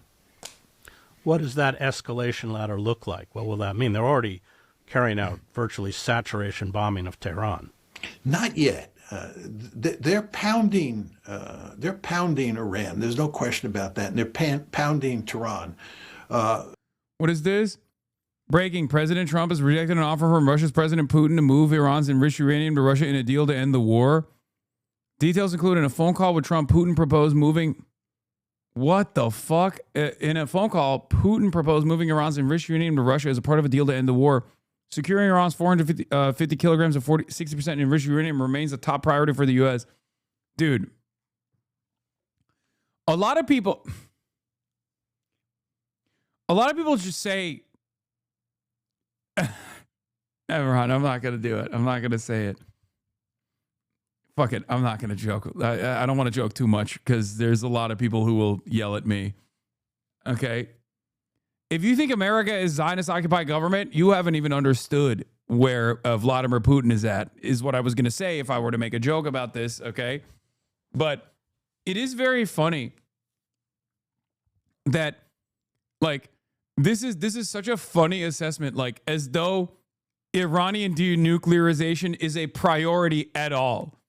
Like, it's like these guys are playing a very stupid song and dance. This is not a real concern. Wake up, please. Like, who is this for? Who is actually for? Who actually believes this? At this stage, who actually believes that the real concern from the Americans is the limitations on Iranian nuclear enrichment. Like, are you fucking stupid? 2016 should have shown everyone around the world that this was not the concern, okay? Because as far as accomplishing that goal, Barack Obama succeeded. There is a multilateral cooperative agreement, including China and Russia, in said multilateral agreement, alongside European allies, to completely defang the Iranian nuclear program. It was under complete control of the International Atomic Agency. International Atomic Energy Agency. It should have stopped everyone from ever talking about this as a serious objective of the Americans when Donald Trump ripped that apart. And even back then, just as Trump is known to do, he did not actually turn around and deliver a convincing strategy. He just said, nope, I don't want it anymore. Barack Obama did it. And therefore, I don't like it. Okay? It's not like he said, Iran, we have serious objections to the denuclearization agreement because Iran is not abiding by the good faith agreement at all. He briefly brought it up, but the International Atomic Energy Agency was like, no, they are. We literally have cameras. We have cameras in their refinement facilities. We know they're abiding by it. We sent investigators to the facilities. We know that they're still abiding by it, even after you ripped up the contract. Because Iran did. Iran, contrary to the way that American media covers Iran, and I've said this over and over again, regardless of its domestic repression, when it comes to foreign policy, Iran is so restrained. Iran has been one of the most restrained foreign actors. Iran was even more restrained than Russia was. Always. Restrained to a fucking fault.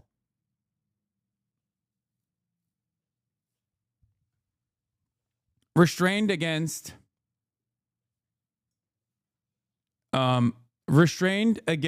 the Israeli incursions, again, to a fault, and certainly foolish and naive to think that America would ever negotiate with them after America showed over and over again that they had no interest in negotiating with them at all. If anything, I think Iran, and specifically Hassan Nasrallah in Lebanon, believed till their final moments in the aircraft carrier theory rather than the Israeli lobby theory. Okay? That led to their own demise. Literally.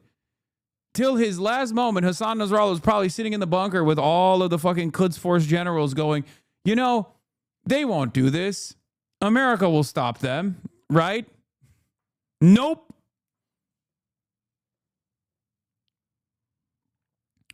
Securing Iran's 450 kilograms of 60% enriched uranium remains a top priority for the U.S. Trump has acknowledged for the first time that Russia is aiding Iran in the war. The U.S. position is we need to see the uranium secured, a U.S. official said. This is not about uranium. This is Vladimir Putin offering Donald Trump an exit ramp. This is Vladimir Putin being like, come on, we'll help you out. And Donald Trump is so much a flesh puppet of Benjamin Netanyahu that he's like, nah, we're going to keep going. But they have not killed more than 1,500 people. I mean, it's terribly regrettable that they've even killed one person, much less 1,500 or whatever the number is. But they have not gone that far. The Israelis and the Americans have not gone that far up the escalation ladder. And in a very important way, there's evidence that the Americans are discouraged. Why would Putin help Trump? Regional stability, leaning into a much more favorable bargain for Iran. This is very helpful because if there's the other look, the day after this war ends, and I don't know how it will, but the day after this war ends, the capacity of American empire will have taken such a significant hit that no matter what happens, if the IRGC is still in charge, which for all intents and purposes, that's the most likely scenario, Russia and China will harden Iran into the bulwark of, I guess, like Eastern interests, if you want to call it that, if you want to put them under one banner. Because Russia is not communist, so I'm not going to say it's the communist flank, right? Like anti-Western interests. They will, and America knows this too, and it's like too late for them to get out of the situation in some ways, but this will, because I suspect that whoever is in charge of Iran going forward, and I say whoever because we don't know if the current leadership structure will exist. Israel might try to assassinate and successfully assassinate the leadership again, right? But ultimately, the IRGC seemingly will stay intact unless there is a complete fail state, right? And if the IRGC is intact, they will play ball with China. They will play ball. They've been playing ball with Russia already, but they will definitely play ball with China. They will get trained on Chinese weapons, and they will harden their protection over the region. China, I suspect, will use Iran to gain a stronger foothold over the Gulf states.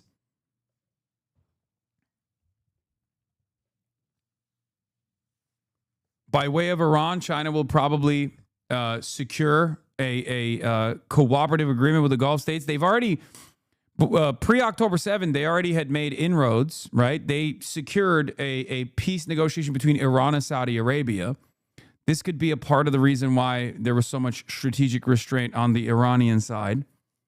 Because if you recall, I covered it at the time, China went into the region and said, you guys are done. You're going to make peace. Saudi Arabia and Iran are going to make peace. And they did. It was successful. And then October 7 happened, and that just kind of, bricked the whole process.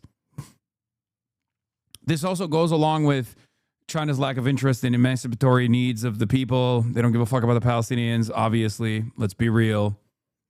But they do want regional stability, and they do want more control or more influence over this, the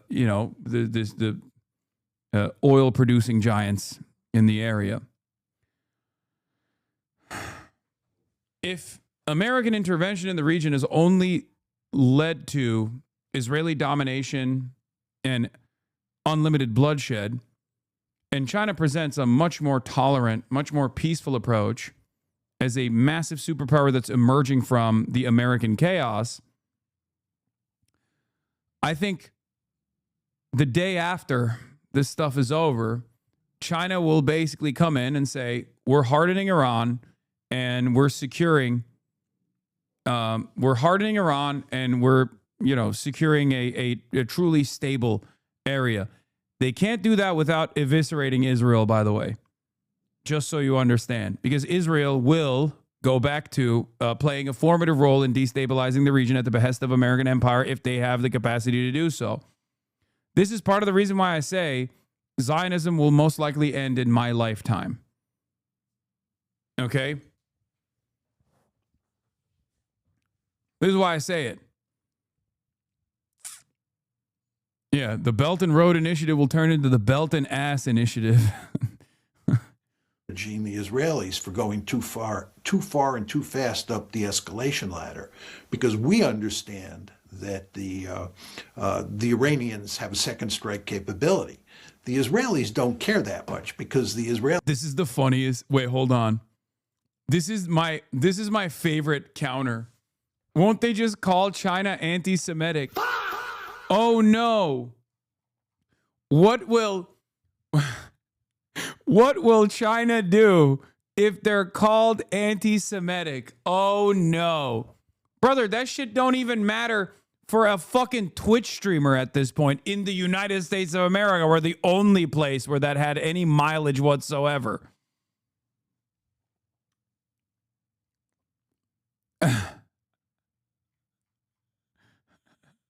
Stop Anti-Semitism is going to do a country ranking this time and put China at the top of the directory. And then they'll know. Then they'll know.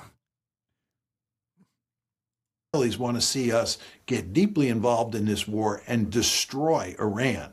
They'd like us to level every city in Iran, break the country apart.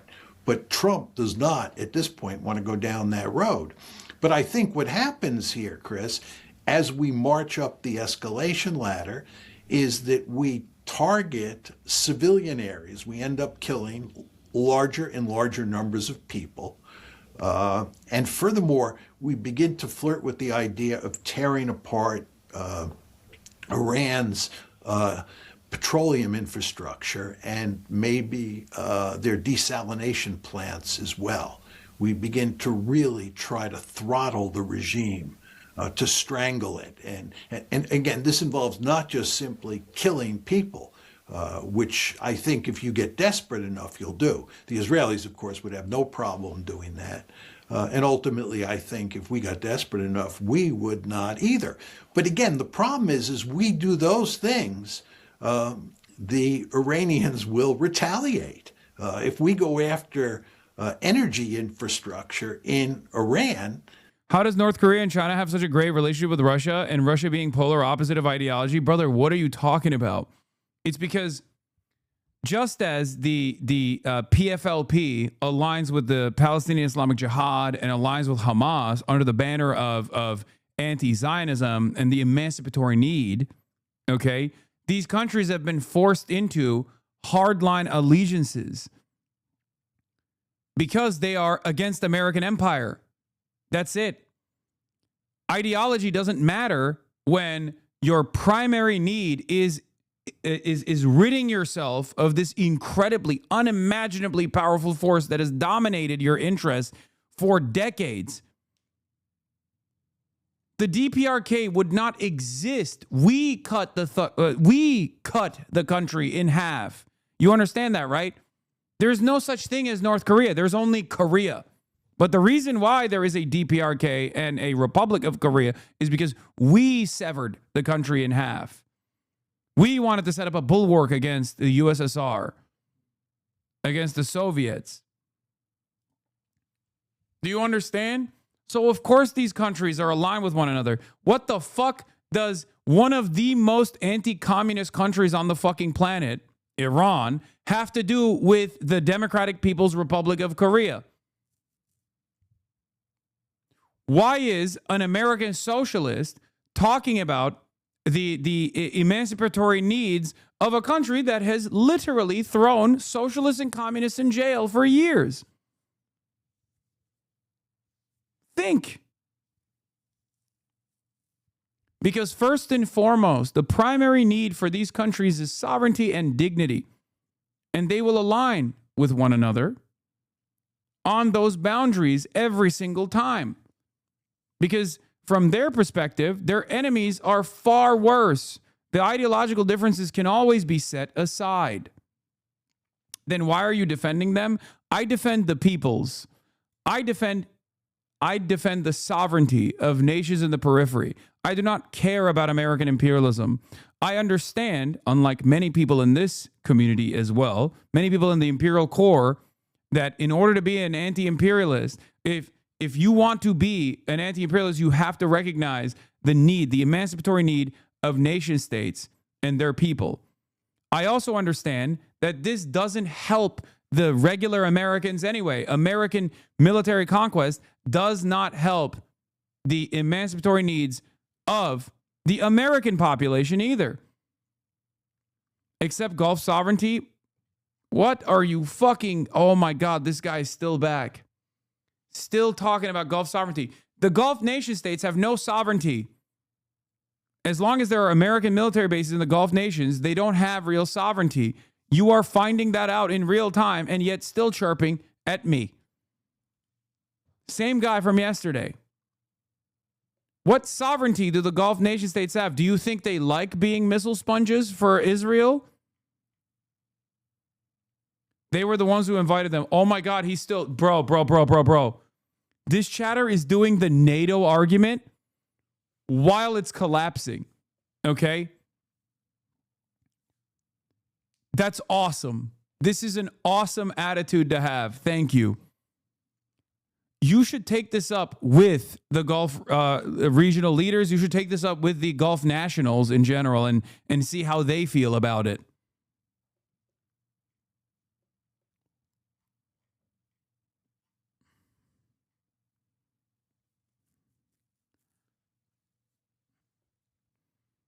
He's doing the NATO argument, but for the Gulf states. He's like, bro, you don't understand. Lithuania invited NATO. Okay, Hasan, the GCC can also work with Iran. I mean, it can. I genuinely think it can, especially if there's a different world power that is keeping shit intact and offering security assurances, that one not being America, but instead China. Bro, the Emirati nationals would probably support this chatter. Okay.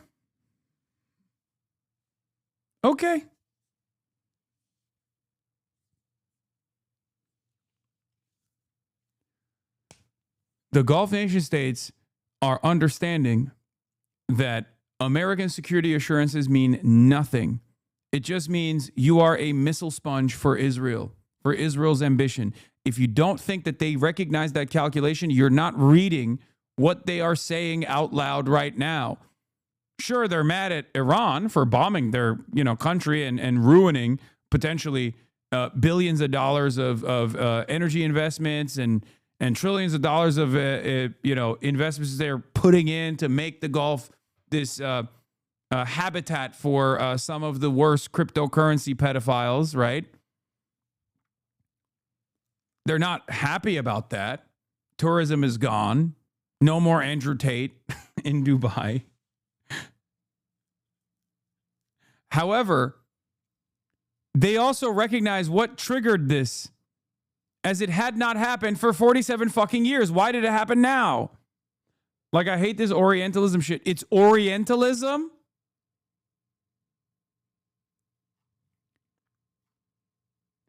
No, brother, you just fucking hate Iran, and that's what it is, okay? You have been deluded into thinking that the Gulf states being a slave to Israel and America is actually a far better outcome from them. But it's funny to say that not like 14, 15 days ago, but it's funny to say that after the Gulf nation states have turned into, once again, missile sponges at the behest of Israel and America. Okay? That's a hilarious position to be in right now. Your advocacy would be a little bit more understandable, even if it was delusional back then as well, right? But it's so funny that, like, the closest association that Gulf states have, like direct association that Gulf nation states have had, is the UAE. Okay? The United Arab Emirates are directly in line with Israel. They have been actively petitioning to increase Israel's influence in the region, so much so that even Saudi Arabia started getting pissed off at the UAE. Okay? Look at the United Arab Emirates. Is Israel protecting them? No. Israel does not give a fuck about any Arab whatsoever.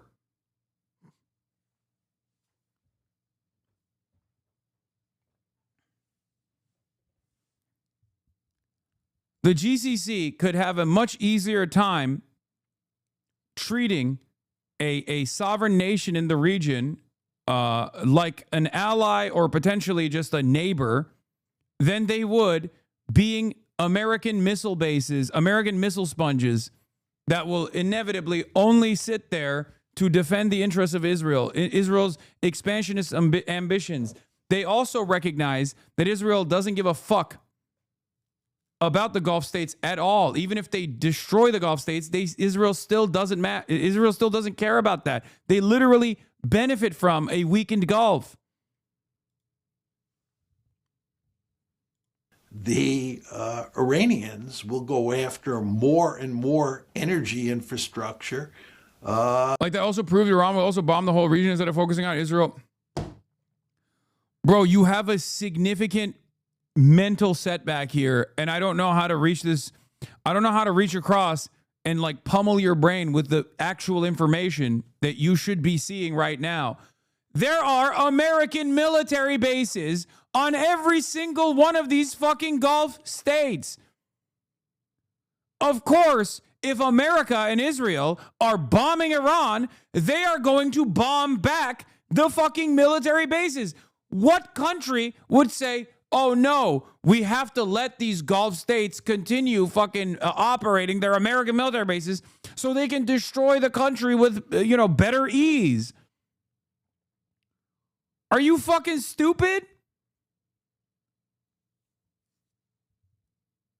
What's wrong with your brain?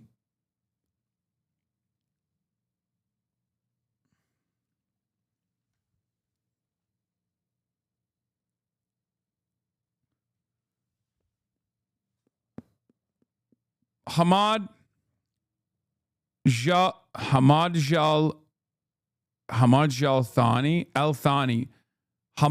Al-Thani, Qatar's previous emir, father of the current emir, Hamad bin Jazim.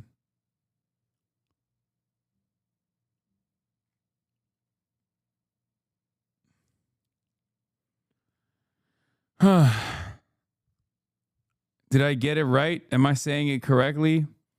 Qatari cat, is this correct? Stop spinning.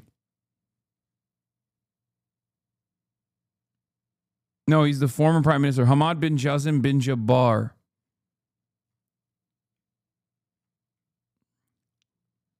I don't care. Stop wiggling.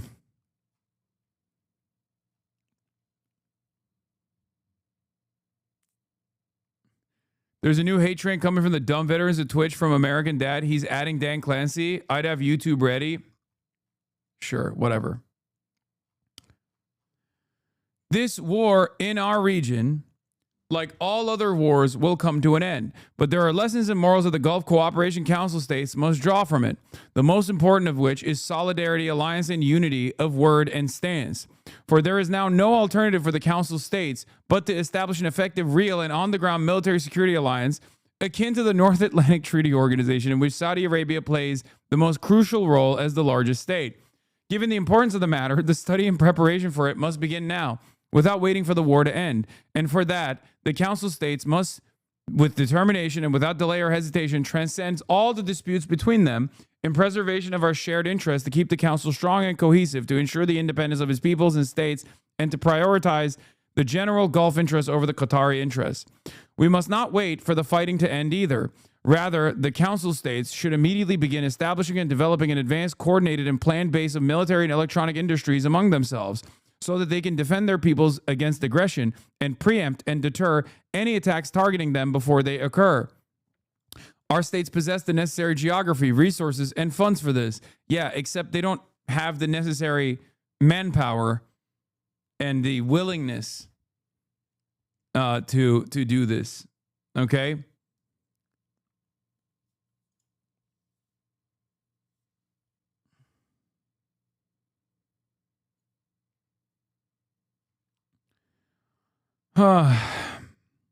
And perhaps we can take the lesson from Iran, which, despite the siege, managed to develop for itself an advanced missile industry base, which, regrettably, it has bombarded our states and aggressed against them without right. And since the Council states did not start this war, nor did they want it in the first place, and were seeking a solution between the United States and Iran, our states must not bear the economic and political repercussions that will result from the war. Israel, as the one that ignited the spark of the war, must bear responsibility before us, before the world, and before the United States. Isn't it crazy how everyone is saying the same thing, by the way? The Gulf states are saying, America, you have to stop Israel. I'm saying, America, you have to decouple from Israel and actually regain control over the situation.